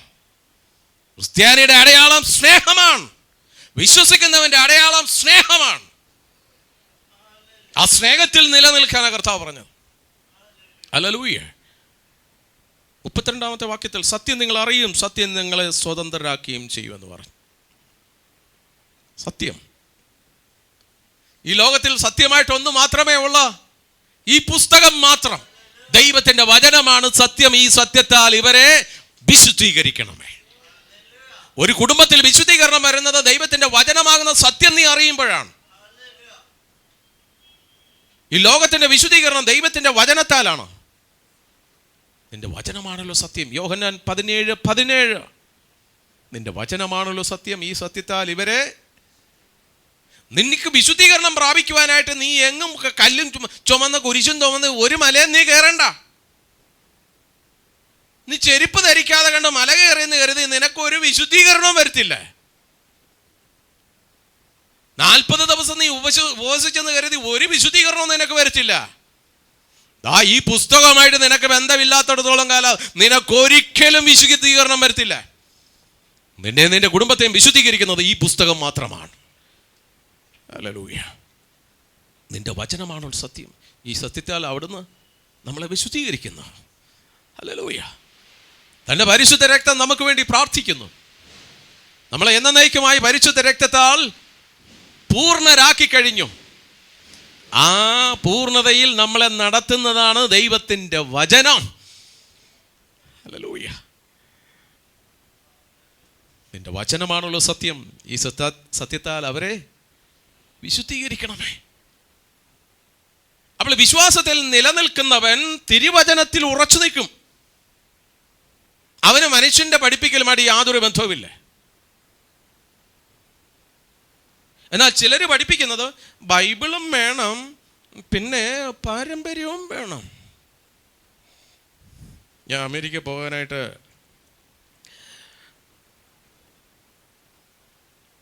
വിസയ്ക്ക് ഇൻ്റർവ്യൂവിന് വന്നപ്പോൾ മാതാമ്മ എന്നോട് ചോദിച്ചു,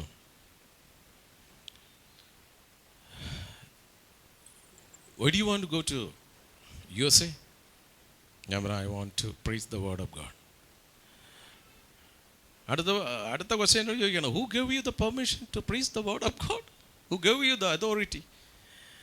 ഞാൻ പറഞ്ഞു, I was a Catholic priest. എൻ്റെ മുഖത്ത് നോക്കി ചിരിച്ചോണ്ട് ചോദിക്കുകയാണ്, were you a Catholic priest? Then how come that you came out from the Catholic church? ഒരു കത്തോലിക്ക പുരോഹിതനായിരുന്ന നിങ്ങൾ എങ്ങനെ ഇതിൽ നിന്ന് പുറത്തു വന്നതാണ്? ഞാൻ പറഞ്ഞു, nothing but the truth set me free.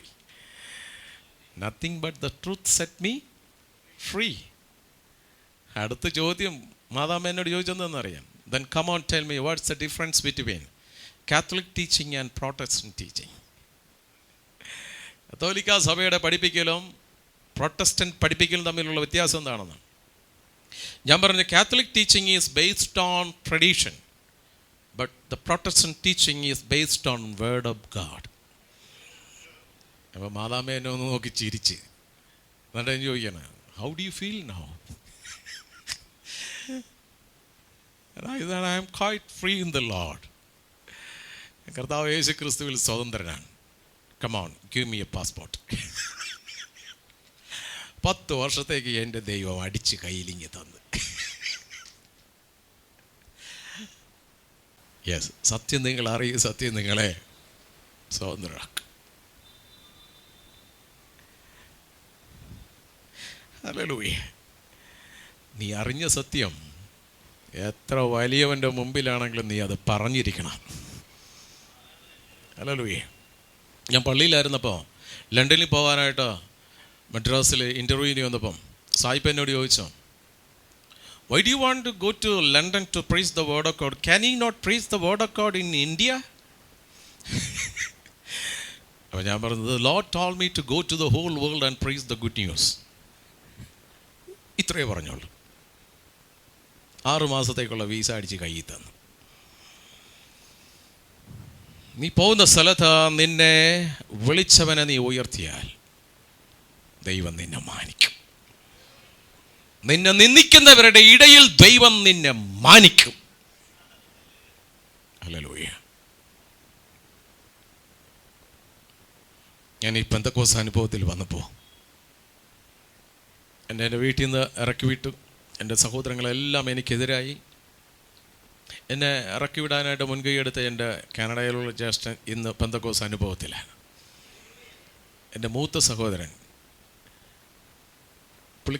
കാരണം പുള്ളി പള്ളിയിലെ കൈക്കാരനായിരുന്നു. പുള്ളിക്ക് അതിന് ഭയങ്കര വെറുപ്പായിരുന്നു. അതിൽ കഴിഞ്ഞ ദിവസം എന്നെ വിളിച്ചിട്ട് പറഞ്ഞു, എൻ്റെ കുടുംബത്തിൽ ഒത്തിരി അസ്വസ്ഥതയുണ്ട്, അച്ഛാ വന്നൊന്ന് പ്രാർത്ഥിക്കുന്നു. സ്തോത്രം.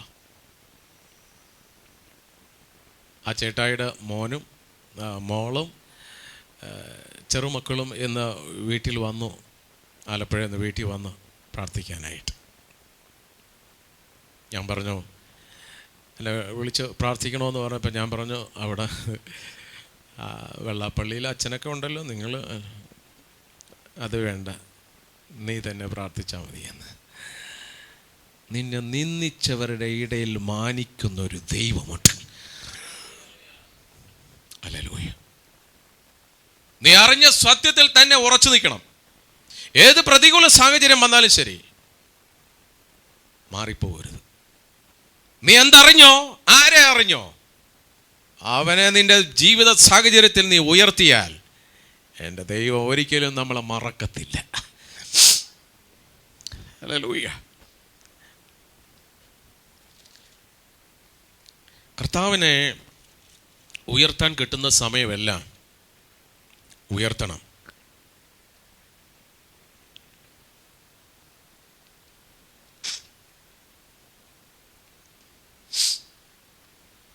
ആ ദൈവത്തെ, ആ സ്നേഹിക്കുന്ന ദൈവത്തെ നാം ഉയർത്തുമ്പോൾ അവൻ നമ്മളെ മാനിക്കും. 8:32 സത്യം നിങ്ങൾ അറിയും, സത്യം നിങ്ങളെ സ്വതന്ത്രരാക്കും. 33-ാമത്തെ വാക്യത്തിൽ ദൈവത്തിൻ്റെ ആത്മാവ് ഇങ്ങനെ പറയുന്നു, അവർ അവനോട്, ഞങ്ങൾ എബ്രഹാമിൻ്റെ സന്തതി, ആർക്കും ഒരു നാളും ഞങ്ങൾ ദാസന്മാരായിട്ടിരുന്നില്ല, നിങ്ങൾ സ്വതന്ത്രന്മാരാകുമെന്ന് നീ പറയുന്നത് എങ്ങനെ എന്ന് ഉത്തരം പറഞ്ഞു. ഇതേ തന്ത്രം തന്നെയാണ് ഇപ്പോൾ പലരും ഇറക്കുന്നത്. ഞാൻ ഒരു കത്തോലിക്കനായിട്ട് തന്നെയാണ് ജനിച്ചത്, എനിക്കിതൊക്കെ അറിയാം, പിന്നെ ഇങ്ങനെ രക്ഷിക്കപ്പെടണമെന്ന കാര്യം പറയും. നിങ്ങളും അതുകൂടെ പറയും, ഞങ്ങൾ രക്ഷിക്കപ്പെട്ടവരാണേ, രക്ഷിക്കപ്പെടാത്ത എത്രയോ പേര് അപ്പുറത്ത് കിടക്കണം, അവിടെ പോയി പറ എന്ന് തിരുവചനം കറ തീർത്ത് പറയേണ്ടത് വേറെ ആരോടുമല്ല, കത്തോലിക്കരോട് തന്നെ പറയണം.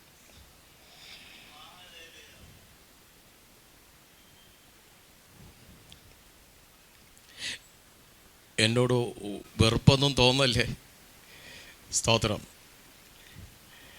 ബെൻഹീൻ പറഞ്ഞ പോലെ ഐ ലവ് കാത്തലിക് ചർച്ച് എന്നാ ബെൻഹീൻ പറഞ്ഞത്, അതുപോലെ ഞാനും പറയേ. സ്തോത്രം. വേറൊന്നുമല്ല, the best institution in the world. But അതിൻ്റെ കൂടെ ഈ ശുദ്ധിയുള്ള കറതീർന്ന ദൈവത്തിൻ്റെ തിരുവചനം കൂടി പ്രഘോഷിച്ചിരുന്നെങ്കിൽ അതിനെ വെല്ലാൻ ഒരു കൂട്ടായ്മയും ലോകത്തുണ്ടാകത്തില്ലായിരുന്നു. ഹല്ലേലൂയ. പക്ഷേ മുൻപിട്ട് നിൽക്കുന്നത് ഈ യഹൂദന്മാർ ചോദിച്ച ചോദ്യമാണ്. ഞങ്ങൾ ഇതുവരെ ആരുടെ അടിമകളായിട്ടില്ല, പിന്നെ എങ്ങനെ നീ പറയുന്നത് ഞങ്ങൾ സ്വതന്ത്രരാകുമെന്ന്? ആരോടായി ചോദിക്കുന്നത്? സാക്ഷാൽ ദൈവത്തിനോട് തന്നെ ചോദിക്കുന്നത്. ഈ ചോദിക്കുന്ന മിണ്ടപ്രാണികളൊക്കെ ഉണ്ടാകുന്നതിന് മുമ്പ് എൻ്റെ കർത്താവുണ്ട്. ഈ പുകഴ്ത്തി പറയുന്ന എബ്രഹാം അപ്പച്ചൻ ജനിക്കുന്നതിന് മുമ്പ് തന്നെ അവനുണ്ട്. ആ ദൈവത്തോടാണ് ഈ മണ്ണാങ്കട്ട ചോദിക്കുന്നത്. ഞങ്ങൾ ആരുടെ അടിമയായിട്ടില്ല, പിന്നെ എങ്ങനെ നീ പറയുന്നത് ഞങ്ങൾ സ്വതന്ത്രരാക്കുമെന്ന്? അതിന് കർത്താവ് മറുപടി പറഞ്ഞെന്താണ്? നിങ്ങൾ സ്വതന്ത്രന്മാരാകും എന്ന് നീ പറയുന്നത് എങ്ങനെയെന്ന് ഉത്തരം പറഞ്ഞു. അതിന് യേശു ആമേൻ ആമേൻ. ആ വാക്യം ശ്രദ്ധിക്കണം. ഒരു നിത്യമായ ഒരു സത്യം കർത്താവ് പറയുന്നതിന് മുമ്പ് 2 പ്രാവശ്യം എംഫസൈസ് ചെയ്ത് പറയുകയാണ്. ആമേൻ ആമേൻ എന്ന ഒരു കാര്യം വചനത്തിൽ ശ്രദ്ധിച്ചാൽ, അടിവരയിച്ച് ശ്രദ്ധിച്ചോളാം, സ്വർഗം എംഫസൈസ് ചെയ്ത് പറയുകയാണ് അതാണ് സത്യമെന്ന്. ആമേൻ ആമേൻ. ഞാൻ നിങ്ങളോട് പറയുന്നു, പാപം ചെയ്യുന്നവനെല്ലാം പാപത്തിൻ്റെ ദാസനാകുന്നു. ദാസൻ എന്നേക്കും വീട്ടിൽ വസിക്കുന്നില്ല, പുത്രനോ എന്നേക്കും വസിക്കുന്നു. അപ്പോൾ അതിൻ്റെ അർത്ഥം നമ്മൾ ആരുടെയോ അടിമയാണ്. നമ്മൾ ദുഷ്ടനായ പിശാചിന്റെ അടിമയാണ്.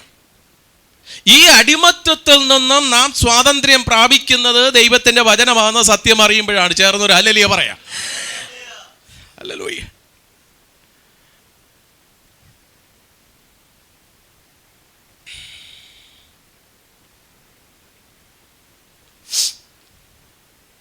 പുത്രനോ എന്നേക്കും വസിക്കുന്നു. 36-ാമത്തെ വാക്യം, പുത്രൻ നിങ്ങൾക്ക് സ്വാതന്ത്ര്യം വരുത്തിയാൽ നിങ്ങൾ സാക്ഷാൽ സ്വതന്ത്രരാകും. ഹല്ലേലൂയ. പക്ഷെ ജനത്തിനെ തെറ്റിദ്ധരിപ്പിച്ചിരിക്കുന്നത് അമ്മയില്ലാതെ പുത്രനില്ല എന്നാണ്. മാതാവിൽ വിശ്വസിക്കാതെ പുത്രനിൽ വിശ്വസിക്കാൻ പറ്റില്ല എന്നാണ്. പക്ഷെ ഈ ഒരു കാര്യം യേശുവിൻ്റെ അമ്മ പറഞ്ഞിട്ടില്ല. അമ്മ പറയാൻ മറന്നുപോയി. ആ അമ്മ പറഞ്ഞത് എന്താ? എന്നിൽ വിശ്വസിക്കാനല്ലാതെ അങ്ങോട്ട് ചെല്ലി, എന്തിനാ എൻ്റെ അടുത്ത് വരുന്നത്? ഇന്ന് ഈ ചോദ്യം മാതാവ് ചോദിക്കുക, എന്തിനാണ് എന്നെ വിളിച്ചപേക്ഷിക്കണം? ഞാൻ വല്ലയിടത്തും കിടന്ന് ഉറങ്ങട്ടെ. നീ ഉറങ്ങുമ്പോഴും ഉറങ്ങാതെ മയങ്ങാതെ ഉണർന്നിരുന്ന് നിനക്ക് വേണ്ടി ഒരുവൻ മധ്യസ്ഥം വഹിക്കുന്നുണ്ട്, അവനെ വിളി.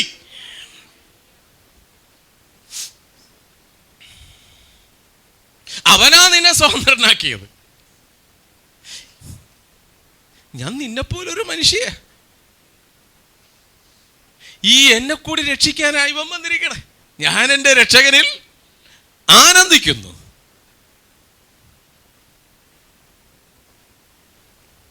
ഹല്ലേലൂയ. ഈ അമ്മ ജനിക്കുന്നതിന് മുമ്പ് തന്നെ ഈ പുത്രനുണ്ട്. ഈ എബ്രഹാം ജനിക്കുന്നതിന് മുമ്പ് തന്നെ ഈ പുത്രൻ ഉണ്ട്. അപ്പോൾ മനുഷ്യപുത്രനായ യേശുവിന് അമ്മയുണ്ട്, അതാണ് വിശുദ്ധ മറിയം. എന്നാൽ ദൈവപുത്രനായ യേശുവിന് അമ്മയില്ല. ഹല്ലേലൂയ. വ്യക്തമായിട്ട് മനസ്സിലാക്കണം അത്. ഹല്ലേലൂയ.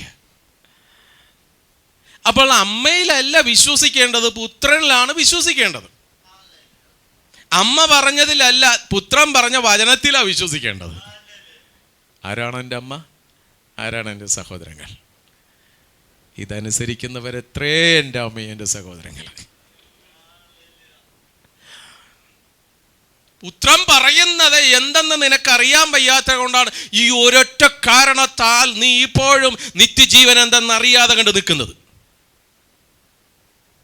നിത്യജീവൻ എന്ന് പറയുന്നത് മരിക്കുമ്പോൾ കിട്ടുന്ന ഒരു പദവിയല്ല, അത് നീ ജീവിച്ചിരിക്കുമ്പോൾ തന്നെ പ്രാപിക്കേണ്ടതാണ്. നിത്യജീവൻ എന്നാൽ എന്താ എന്നൊരു ചോദ്യം ഇന്ന് ക്രിസ്തീയ സമൂഹത്തോട് ചോദിച്ചാൽ പലർക്കും വചനാടിസ്ഥാനത്തിൽ നിത്യജീവൻ എന്തെന്ന് പറയാൻ അറിയത്തില്ല.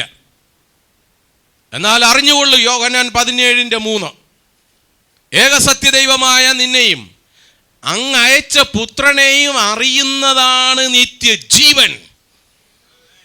ഹല്ലേലൂയ. അതായത് യേശുക്രിസ്തുവാകുന്ന തിരുവചനം അറിയുന്നതാണ് നിത്യജീവൻ. ഈ അറിവ് നീ മരിച്ചതിന് ശേഷമല്ല, നീ ജീവിച്ചിരിക്കുമ്പോൾ തന്നെ പ്രാപിക്കണം. അതാണ് വിശ്വാസം. അപ്പോൾ ഈ അറിവ് നീ പ്രാപിക്കുമ്പോൾ, യേശുവിനെ നീ അറിയുമ്പോൾ, യേശുവിനെ അറിയാത്ത നിന്റെ കുടുംബക്കാരും നിന്റെ നാട്ടുകാരും നിന്റെ മതവും നിന്നെ പീഡിപ്പിക്കും. ഹല്ലേലൂയ. അവർക്ക് നിന്നെ ഉൾക്കൊള്ളാൻ പറ്റില്ല. കാരണം അമ്മയില്ലാത്ത മക്കൾ. ഞാനും അങ്ങനെ പഠിപ്പിച്ചത്. പെന്തക്കോസ്ത് പ്രാർത്ഥനയ്ക്ക് പോകരുത്, അവരെ വീട്ടിൽ കയറ്റരുത്, അവരമ്മയില്ലാത്ത മക്കളാണ്. 5 മിനിറ്റ് നീ അവരുമായിട്ട് സംസാരിച്ചാൽ 6ാമത്തെ മിനിറ്റ് നീ അവരുടെ കക്ഷത്താവും എന്ന് കർത്താവിൻ്റെ സഭയെ ഉപദ്രവിച്ച് വന്ന എന്നെ തന്നെ കർത്താവ് പിടിച്ചു. ഹല്ലേലൂയ. Praise the Lord. സഹോദരാ, നീ അറിഞ്ഞിരിക്കുന്നതല്ല ദൈവത്തിൻ്റെ വചനം. നിന്റെ മാതാപിതാക്കൾ നിനക്ക് ഓതിത്തന്നതല്ല ദൈവത്തിൻ്റെ വചനം. ഇതിൻ്റെ അകത്തൊരു സത്യമുണ്ടോ? ആ സത്യം നിന്നെ പഠിപ്പിക്കുന്നത് പരിശുദ്ധാത്മാവാണ്. ആ പരിശുദ്ധാത്മാവ് പറയുന്നേ, വിശ്വാസത്തിൽ ഉറച്ചു നിൽക്കണം, സത്യത്തിൽ വേരൂന്നി അടിസ്ഥാനപ്പെട്ടും ഇരിക്കണം.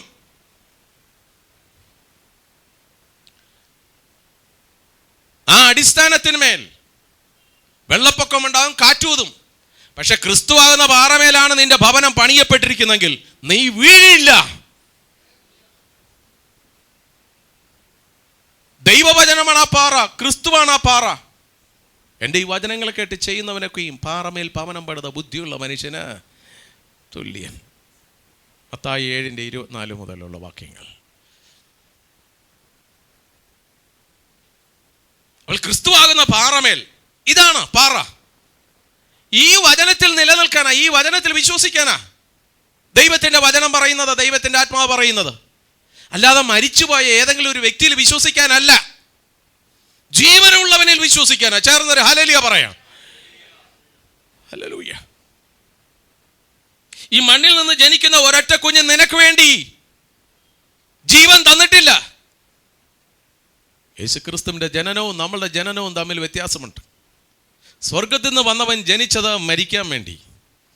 മണ്ണിൽ നിന്ന് ജനിക്കുന്ന നമ്മൾ മരിക്കാൻ വേണ്ടിയല്ലേ, ജീവിക്കാൻ വേണ്ടിയാണ് ജനിക്കുന്നത്. അത്രയേ ഉള്ളൂ വ്യത്യാസം. ഹല്ലേലൂയ. ആ സ്വർഗത്തിൽ നിന്ന് വന്ന മന്നയാണ് ജീവനുള്ള ദൈവത്തിൻ്റെ വചനം. ആ മന്നയാകുന്ന വചനത്തിൽ ഉറച്ചു നിൽക്കുവാൻ, ആ സത്യത്തിൽ വേരൂന്നി ഉറച്ചു നിൽക്കാനാണ് ദൈവത്തിൻ്റെ വചനം പറയുന്നത്. നിന്റെ മക്കൾ നിന്നെ വീട്ടിൽ കയറ്റില്ലെന്ന് കരുതി, നിന്റെ ഭാര്യ ഉപേക്ഷിച്ച് പോയെന്ന് കരുതി, നിന്റെ ഭർത്താവ് നിന്നെ വീട്ടിൽ കയറ്റില്ലെന്ന് കരുതി അറിഞ്ഞ സത്യത്തിൽ നീ പുറകോട്ട് പോകരുത്. ഹല്ലേലൂയ. നീ ഉറപ്പോടെ ക്രിസ്തുവിൽ ആശ്രയിച്ച് ഉറച്ചു നിന്നാൽ നിന്റെ മക്കളും നിന്റെ ഭർത്താവും നിന്റെ ഭാര്യയും പിടിപ്പിക്കപ്പെടും. ഹല്ലേലൂയ. Praise the Lord. ഒരുപക്ഷെ നിന്റെ ജോലി സ്ഥലത്ത് നിനക്ക് പീഡനം ഉണ്ടാകാം.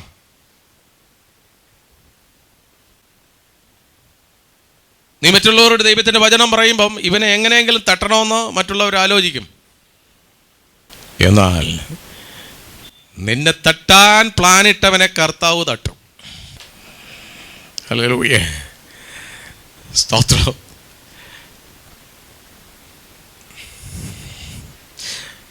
അവൾ മൂന്നാമത്തെ പോയിന്റ്, എൻ്റെ വാച്ചാൽ 6:15 ആയുള്ളൂ.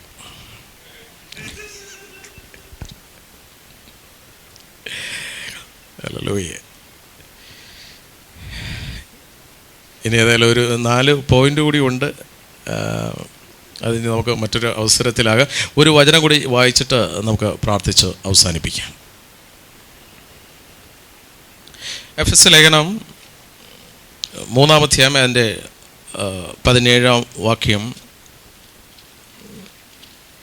എഫെസ്യർ 3:17. 3:17 നമ്മളിങ്ങനെ വായിക്കുന്നു. 16-ഉം 17-ഉം വാക്യങ്ങൾ. അവൻ തൻ്റെ മഹത്വത്തിൻ്റെ ധനത്തിന് ഒത്തവണ്ണം അവൻ്റെ ആത്മാവിനാൽ നിങ്ങൾ അകത്തെ മനുഷ്യനെ സംബന്ധിച്ച് ശക്തിയോടെ ബലപ്പെടേണ്ടതിന് ക്രിസ്തു വിശ്വാസത്താൽ നിങ്ങളുടെ ഹൃദയങ്ങളിൽ വസിക്കേണ്ടതിന് വരം നൽകണം എന്നും നിങ്ങൾ സ്നേഹത്തിൽ വേരൂന്നി അടിസ്ഥാനപ്പെട്ടവരായി വീതി നീളവും ഉയരവും ആഴവും എന്ത് എന്ന സകല വിശുദ്ധരോടും കൂടി ഗ്രഹിപ്പാനും പരിജ്ഞാനത്തെ കവിയുന്ന ക്രിസ്തുവിൻ സ്നേഹത്തെ അറിയുവാനും പ്രാപ്തരാകുകയും ദൈവത്തിൻ്റെ എല്ലാ നിറവിനോളം നിറഞ്ഞു വരികയും വേണമെന്ന് പ്രാർത്ഥിക്കുന്നു. അത് വലിയൊരു പ്രാർത്ഥനയാണ്. കാരണം ദൈവത്തിൻ്റെ ആത്മാവ് ആഗ്രഹിക്കുന്നത് നമ്മൾ ശിശുക്കളായി വളരാനല്ല, സത്യത്തിൻ്റെ പൂർണ്ണതയിൽ വളരണമെന്നാണ് ദൈവത്തിൻ്റെ വചനം പറയുന്നത്. ഹല്ലേലൂയ. വീണ്ടും കൊളോസ്യ ലേഖനം അതിൻ്റെ 2-ാം അധ്യായം 6-7 വാക്യങ്ങൾ. കൊളോസ്യർ 2:6-7. ആകയാൽ നിങ്ങൾ കർത്താവായ യേശുക്രിസ്തുവിനെ കൈക്കൊണ്ടതുപോലെ, ആ വചനം വ്യക്തമായി മനസ്സിലാക്കണം. കർത്താവായ യേശുക്രിസ്തുവിനെ കൈക്കൊണ്ടതുപോലെ. സ്വീകരിച്ചത് മറ്റാരെയുമല്ല, ദൈവത്തെ തന്നെയാണ്. അത് അളിയൻ പ്രാർത്ഥനയ്ക്ക് വന്നത് കൊണ്ട് ഞാനും വന്നത് എന്നല്ല, അളിയൻ വിളിച്ചത് കൊണ്ടല്ല. ദൈവത്തിൻ്റെ വചനം പറയുന്നു, എൻ്റെ പിതാവിനാൽ ആകർഷിക്കപ്പെടാതെ ആരും എൻ്റെ അടുത്ത് വരികയില്ല. അപ്പോൾ നിന്നെ വിളിച്ചാകർഷിച്ചിട്ട് പ്രാകാരങ്ങളിൽ പാർക്കുവാൻ നിന്നെ അടിപ്പിച്ചത് ആരാണ്? ക്രിസ്തു തന്നെയാണ്. നിങ്ങൾ എന്നെ തിരഞ്ഞെടുക്കുകയല്ല, ഞാൻ നിങ്ങളെ തിരഞ്ഞെടുക്കുകയാണ്. ഹല്ലേലൂയ. ആകയാൽ നിങ്ങൾ കർത്താവായ യേശുവിനെ കൈക്കൊണ്ടതുപോലെ അവൻ്റെ കൂട്ടായ്മയിൽ നടപ്പിൻ. അപ്പം നമുക്കൊരു കൂട്ടായ്മയുണ്ട്, ക്രിസ്തുവുമായിട്ടാണ് ആ കൂട്ടായ്മ. ഈ കൂട്ടായ്മയിൽ മാത്രം വരുത്തില്ല, ബാക്കി എല്ലാ കൂട്ടായ്മയിലും പോവും. വെള്ളമൊഴിക്കെങ്കിൽ വെള്ളമൊഴി. ചിലരുടെ തൃപ്തി അതാണ്. പ്രാർത്ഥനയ്ക്ക് പോകത്തില്ല, പള്ളിയിലും കയറത്തില്ല, ആരാധനയ്ക്കും വരത്തില്ല. ചിലർക്ക് കർത്താവിൻ്റെ വചനത്തോട് വെറുപ്പാ. പക്ഷേ ഇൻ സ്പിരിറ്റോ, മതത്തിലുള്ള സ്പിരിറ്റ് എന്ന് പറയുന്നതാ. ഈ തിരുവചന സത്യം പ്രഘോഷിക്കുന്ന ആരോ ആദ്യം ഈ സത്യം പറയുന്നവനെ കത്തിക്കാൻ നിൽക്കുന്നതാ. ഈ ദൈവവചനം വായിക്കത്തില്ല, പ്രാർത്ഥനയുമായിട്ട് യാതൊരു ബന്ധവും ഇല്ലാത്ത മദ്യപാനിയായിരിക്കും ചിലപ്പോൾ. ഭയങ്കര തീഷ്ണ, അവനെ കത്തിക്കണം എന്നും പറഞ്ഞ് സ്റ്റേജിലോട്ട് കയറി വരുന്നത്. എൻ്റെ അനുഭവമാണ് ഞാൻ ഈ പറയുന്നത്. സ്തോത്രം. കർത്താവുമായിട്ട് കൂട്ടായ്മയുള്ളവൻ ഒരിക്കലും തിരുവചനത്തിന് വിരുദ്ധമായിട്ട് സംസാരിക്കത്തുമില്ല, ആ തിരുവചനം പറയുന്നവനെ ഉപദ്രവിക്കത്തുമില്ല.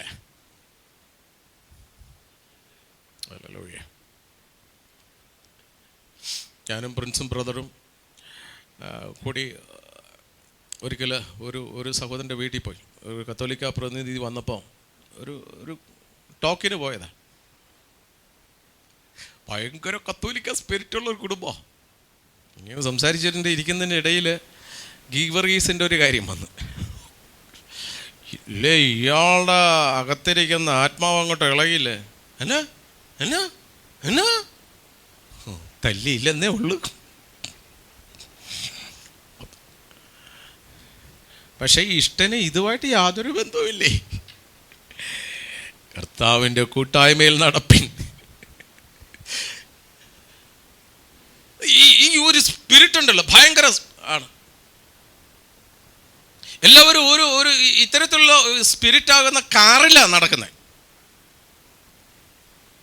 കത്തോലിക്കക്കാർ, യാക്കോബക്കാർ, ഓർത്തഡോക്സുകാർ, CSIക്കാർ, മാർത്തോമക്കാർ, യേശുനാമക്കാർ, യഹോവ സാക്ഷിക്കാർ, ബ്രദറൻകാർ, പെന്തക്കോസക്കാർ, എല്ലാം ഈ കാറിൻ്റെ അകത്താണ് നടക്കുന്നത്. എല്ലാത്തിനും കൂട്ടായ്മ ഇങ്ങനെയുള്ള കാറുമായിട്ടേ ഉള്ളൂ. നീ കർത്താവുമായിട്ടുള്ള കൂട്ടായ്മയിൽ വേണം നടക്കാൻ. സ്തോത്രം. ദൈവത്തിൻ്റെ വചനം പറയുന്നത് അവനിൽ വേരൂന്നിയും ആത്മീയ വർധന പ്രാപിച്ചും നിങ്ങൾക്ക് ഉപദേശിച്ച് തന്ന വണ്ണം ഒത്തവണ്ണം വിശ്വാസത്തിൽ ഉറച്ചും സ്തോത്രത്തിൽ കവിഞ്ഞു ഇരിപ്പിൻ. ഹല്ലേലൂയ. നമുക്ക് പറ്റിയ കുഴപ്പം എന്താണെന്നറിയോ? ചെറുപ്പം മുതലേ നന്മ നിറഞ്ഞ മറിയമേ സ്വസ്തി കർത്താവ് നിന്നെ നോടോട് സ്ത്രീകളിൽ അങ്ങ് അനുഗ്രഹിക്കപ്പെട്ടവളാകുന്നു, അങ്ങയുടെ ഉദരത്തിൻ ഫലമായി ഈശോ അനുഗ്രഹിക്കപ്പെട്ടവരാകുന്നു. പരിശുദ്ധ മറിയമേ തമ്പുരാൻ്റെ അമ്മേ പാവികളായ ഞങ്ങൾക്ക് വേണ്ടി എപ്പോഴും ഞങ്ങളെ മരണ സമയത്ത് തമ്പുരാനോട് അപേക്ഷിക്കണമേ. ഇത് തത്ത പഠിച്ചതുപോലെ തലേ കിടക്കണം. കാരണം വേറെ ഏത് പ്രാർത്ഥന പറഞ്ഞാലും കയറത്തില്ല. അതെവിടെ കിടക്കണേ? പിശാച് മനുഷ്യനെ കെട്ടിയിട്ടിരിക്കുന്ന കൊന്തയുടെ അകത്താ. എന്നാ കെട്ടിൽ നിന്ന് നീ അഴിയുന്നോ, യേശുക്രിസ്തുവിനും മാതാവിനും കൊന്തയുമായിട്ട് യാതൊരു ബന്ധവുമില്ല. മാതാവ് കൊന്ത ചൊല്ലിയിട്ടില്ല, മാതാവ് കൊന്ത എന്താ അറിയത്തില്ല. സ്തോത്രം. മാതാവിന് മലയാളം അറിയത്തില്ല, അതാണ് വേറൊരു വിഷയം. ഈ മരിച്ചു പോയിട്ടുള്ള വിശുദ്ധരെന്ന് പറയുന്ന ആർക്കും തന്നെ മലയാളം അറിയത്തില്ല. ചവറ കുര്യാക്കോസിന് മാത്രം, പിന്നെ അൽഫോൻസായ്ക്ക് മാത്രം അറിയാം. വിശുദ്ധന്മാരുടെ ലിസ്റ്റ് എടുത്ത് നോക്കിയോ, എല്ലാവരും നോൺ മലയാളീസാണ്. പക്ഷെ നമ്മൾ പ്രാർത്ഥിക്കുന്നത് എല്ലാം മലയാളത്തിലാണ്. ലോകത്തിലുള്ള സകല ഭാഷയും അറിയാവുന്ന ഒരുവൻ മാത്രമേ ഉള്ളൂ, എൻ്റെ കർത്താവായ യേശു. നിനക്ക് കൂട്ടായ്മ അവനുമായിട്ടാണ്, അവൻ്റെ കൂട്ടായ്മയിൽ നടക്കും.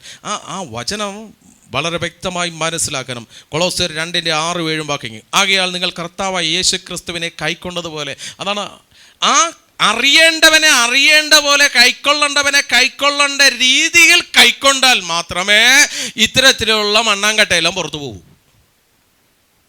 അല്ലെങ്കിൽ ഇവർ ഒരു സൈഡായിട്ട് ഇരിക്കട്ടെന്നേ, ഒരു വഴിക്ക് പോയല്ല. ഇപ്പം ആരാണ് നമ്മളെ രക്ഷിക്കണം എന്നറിയാൻ പറ്റില്ലേ. ചിലപ്പോൾ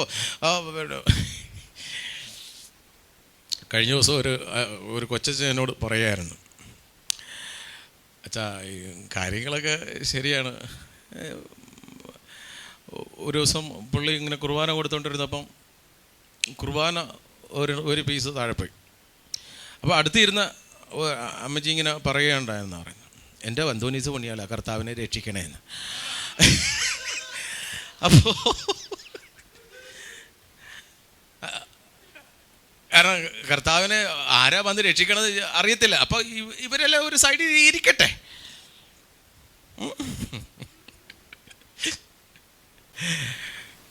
സ്തോത്രം. അതാണ് സാധാരണക്കാരുടെ ഒരു വിശ്വാസമാണ്. ഒരു പിന്നെ പള്ളിയിലിങ്ങനെ ഭയങ്കര തീപ്പൊരി പ്രസംഗം നടന്നുകൊണ്ടിരിക്കുകയാണ്. അപ്പോൾ കുറച്ച് കഴിഞ്ഞപ്പോൾ പള്ളിയിലെ പ്രസംഗിച്ചുകൊണ്ടിരുന്ന അച്ഛനെ കാണാനില്ല. അച്ഛനങ്ങ് വലിങ്ങി. ആൾക്കാരെല്ലാം തിരിഞ്ഞു നോക്കിയപ്പം പള്ളിയുടെ സെൻറ്ററിൽ തന്നെ ആ കവാടത്തിൽ പിശാചിൻ്റെ രൂപത്തിൽ ഉരുവം വന്ന് നിൽക്കുകയാണ്. എന്താ സംഭവിച്ചെന്നറിയാമോ? അടുത്ത് തന്നെ നാടകമുണ്ട്. നാടകത്തിൽ ഒരു പിശാചിൻ്റെ ഒരു വേഷമിട്ട ഒരു വ്യക്തി ഉണ്ടായിരുന്നു. അവൻ ഈ വേഷമൊക്കെ ഇട്ട് കഴിഞ്ഞപ്പോൾ ഒരു ചായ കുടിക്കണമെന്ന് തോന്നി. ഇവൻ ചായ കുടിക്കാനായിട്ട് ഇറങ്ങിയപ്പോഴത്തേക്കും മഴ പെയ്ത്. ഈ മേക്കപ്പ് എല്ലാം പോകാതിരിക്കാൻ ഇവിടെ ഓടി പള്ളിയുടെ ഫ്രണ്ടിൽ വന്നേ. നോക്കിയപ്പോൾ സാക്ഷാൽ പിശാച്. ആദ്യം തടി ഉരിയതാരാ? പ്രസംഗിച്ചുകൊണ്ടിരുന്ന അച്ഛനാ. ആൾക്കാരൊക്കെ നോക്കിയപ്പോഴത്തേക്കും അച്ഛനെ കാണാല്ലേ, തിരിഞ്ഞു നോക്കിയപ്പോൾ പിശാചി. എല്ലാവരും ഓടി. അവസാനം ഒരു ആൾ മാത്രം, ഞാൻ നിന്നെയാണ് സേവിക്കണത്, എന്നെ ഒന്നും ചെയ്തേക്കല്ലേ. അപ്പൊ ആരാ രക്ഷിക്കണമെന്ന് അറിയാൻ പറ്റുന്നില്ലല്ലോ, എല്ലാം ഒരു വഴിക്ക് പോയല്ലേ. ഇരിക്കട്ടെ, എന്നെ രക്ഷിക്കാൻ ഒരുവന് മാത്രമേ കഴിയുള്ളൂ, എൻ്റെ കർത്താവ് യേശുവിന് മാത്രം. അവനെ കൈക്കൊണ്ടതുപോലെ അവൻ്റെ കൂട്ടായ്മയിൽ നടപ്പിൻ. അവനിൽ, അതായത് യേശു ക്രിസ്തുവിൽ വേരൂന്നിയും ആത്മീയ വർധന പ്രാപിച്ചും നിങ്ങൾക്ക് ഉപദേശിച്ച് തന്നതിന് ഒത്തവണ്ണം വിശ്വാസത്തിൽ ഉറച്ചും സ്തോത്രത്തിൽ കവിഞ്ഞു ഇരിപ്പിൻ. അതൊരു ശക്തമായ പഠിപ്പിക്കലാണത്. അതൊരു ഡോക്ട്രിനാണ്. ഹല്ലേലൂയ. ഒരു ക്രിസ്ത്യാനിയുടെ ഉള്ളിലേക്ക് ഇറങ്ങിച്ചെല്ലേണ്ട ഒരു വചനമാണത്. ക്രിസ്തു മാത്രമാണ് ഏകസത്യ ദൈവമെന്ന് വിശ്വസിച്ച് വചനത്തിൽ ഉറച്ചു നിൽക്കണം എന്നുള്ളതാണ് അവിടുത്തെ പഠിപ്പിക്കൽ. അതുകൊണ്ട് 8ാമത്തെ വാക്യം എന്താ പറയുന്നത്? തത്വജ്ഞാനവും വെറും വഞ്ചനയും കൊണ്ട് ആരും നിങ്ങളെ കവർന്നു കളയാതിരിപ്പാൻ സൂക്ഷിക്കുവിൻ. ഹല്ലേലൂയ, സ്തോത്രം.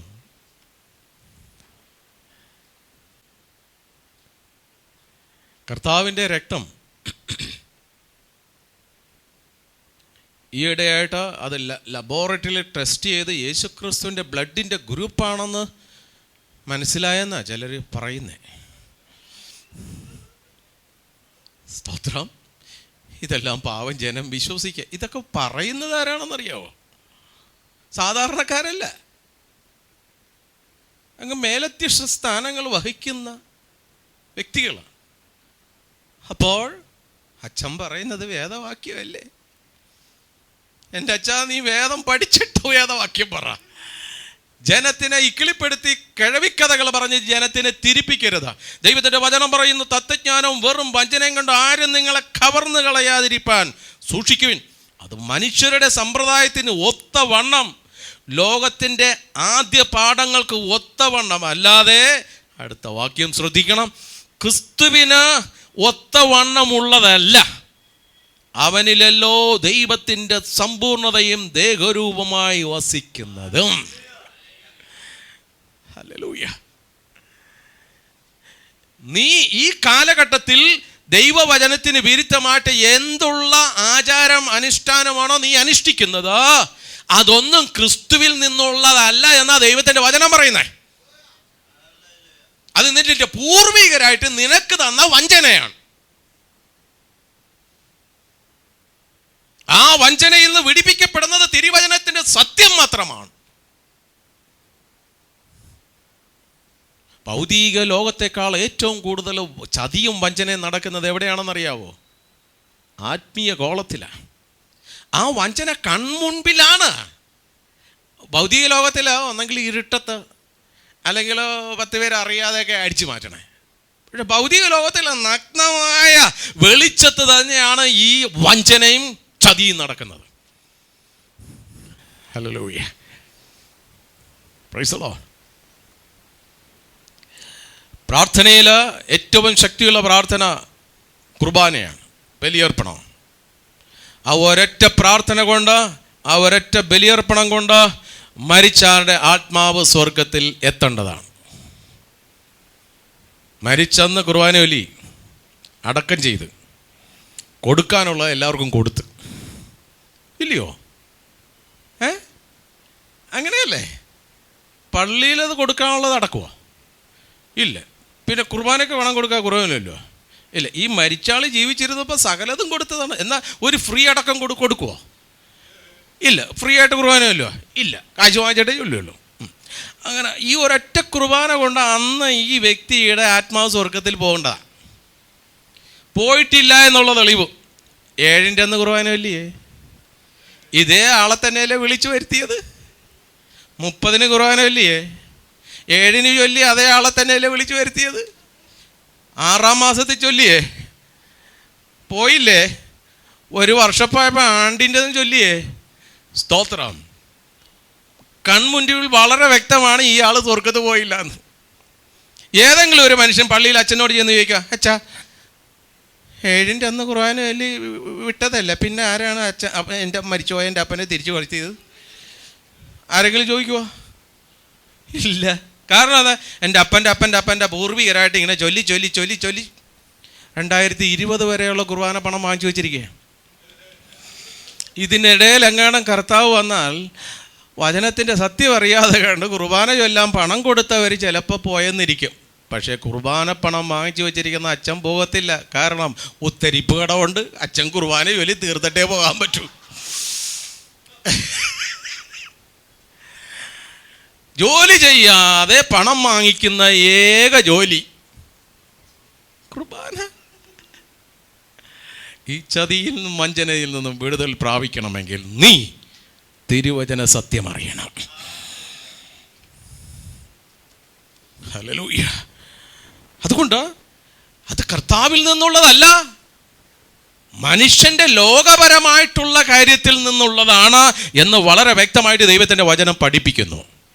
ഒരു വചനം കൂടെ വായിച്ചിട്ട് പ്രാർത്ഥിക്കാം. വിശുദ്ധ പത്രോസ് എന്താ അതിനെക്കുറിച്ച് പറയുന്നത് നമുക്കൊന്ന് ശ്രദ്ധിക്കാം. 2 പത്രോസ് 1-ാം അധ്യായം അതിൻ്റെ 12-ാം വാക്യം. വിശുദ്ധ പത്രോസ് എഴുതിയ ലേഖനം 2-ാം ലേഖനം 1-ാം അധ്യായം 12-ാം വാക്യം. അതുകൊണ്ട് നിങ്ങൾ അറിഞ്ഞവരും ലഭിച്ച സത്യത്തിൽ ഉറച്ചു നിൽക്കുന്നവരും എന്ന് വരികിലും ഇത് നിങ്ങളെപ്പോഴും ഓർമ്മിപ്പാൻ ഞാൻ ഒരുങ്ങിയിരിക്കുന്നു. സ്തോത്രം. അറിഞ്ഞ സത്യത്തിൽ നമ്മൾ ഉറച്ചു നിൽക്കണം. അങ്ങോട്ട് ഇങ്ങനെ കൈ കൊടുത്തേ. ഒരു കാരണവശാലും സത്യത്തിൽ നിന്ന് പുറകോട്ട് പോകല്ലേ കണ്ണേന്ന് പറ. അങ്ങനെ തന്നെ സംഭവിക്കട്ടെ. സ്തോത്രം. ഇടയ്ക്കിടയ്ക്ക് ഇത്തരത്തിലുള്ള സത്യങ്ങൾ ജനത്തിനോട് പറഞ്ഞില്ല എങ്കിൽ ദൈവത്തിൻ്റെ ആത്മാവ് എന്നോട് ചോദിക്കും, മനുഷ്യപുത്ര, നിന്നെ ഞാൻ ഇസ്രായേൽ ജനത്തിൻ്റെ കാവൽക്കാരനാക്കി, അവരുടെ അകൃത്യത്തെക്കുറിച്ച് നീ അവരോട് സംസാരിച്ചില്ല എങ്കിൽ അവരുടെ രക്തം ഞാൻ നിന്നോട് ചോദിക്കും. ഈ അകൃത്യത്തെക്കുറിച്ച് അവരോട് നീ പറഞ്ഞിട്ട് അവരെ മാനസാന്തരപ്പെടാതെ അവരുടെ അകൃത്യത്തിൽ മരിച്ചാൽ അവരുടെ രക്തം ഞാൻ നിന്നോട് ചോദിക്കില്ല. സ്തോത്രം. ഞാൻ ഈ പറയുന്നത് പോലെ പള്ളിയിലെ പുരോഹിതന് പറയാൻ പേടിയാ, എന്നാൽ രാജകീയ പുരോഹിതൻ മാത്രമേ സത്യം പറയുകയുള്ളൂ. ഈ വചനത്താൽ കർത്താവ് നമ്മളെ അനുഗ്രഹിക്കട്ടെ. കണ്ണുകളെ അടക്കം പ്രാർത്ഥിക്കാം. സ്നേഹവാനായ പിതാവേ, നിത്യജീവൻ്റെ വചനങ്ങളാണല്ലോ നിൻ്റെ പക്കലുള്ളത്. ഞങ്ങൾ എവിടെ പോകും കർത്താവേ? സ്വർഗത്തിലേക്ക് എന്തെങ്കിലും സ്ഥിരമായിരിക്കുന്ന നിൻ്റെ വചനം ഞങ്ങൾക്ക് വ്യാഖ്യാനിച്ച് വിളമ്പി തരുന്നതിനായി സ്തോത്രം. ഇന്ന് വചനം കേട്ട് എല്ലാവരെയും അവിടെ നിന്ന് അനുഗ്രഹിക്കണം കർത്താവ്. ഒരു തീരുമാനം നിനക്ക് വേണ്ടി, നിൻ്റെ വചനത്തിന് വേണ്ടി എടുക്കുവാൻ കർത്താവേ കൃപ ചെയ്യണമെന്ന് പ്രാർത്ഥിക്കുന്നു. പലരും ഭയപ്പെട്ടിരിക്കുന്നുണ്ട് കർത്താവേ, മതത്തെ ഭയപ്പെട്ടിരിക്കുന്നുണ്ട്, സമൂഹത്തെ ഭയപ്പെട്ടിരിക്കുന്നുണ്ട്, കുടുംബക്കാരെ ഭയപ്പെട്ടിരിക്കുന്നുണ്ട്. യേശുവിൻ്റെ നാമത്തിൽ ആ മനുഷ്യ ഭയം വിട്ടുമാറട്ടെ എന്ന് കൽപ്പിക്കുന്നു. തിരുവചന സത്യം ഗ്രഹിച്ച് അഭിഷേകത്തോടെ ആരാധിക്കുവാനുള്ള കൃപ പകരണമെന്ന് പ്രാർത്ഥിക്കുന്നു. അങ്ങനെ നീ ചെയ്യുന്നതിനായി സ്തോത്രം. അനുഗ്രഹിച്ചതിനായി നന്ദി. യേശുവിൻ നാമത്തിൽ തന്നെ ആമേൻ.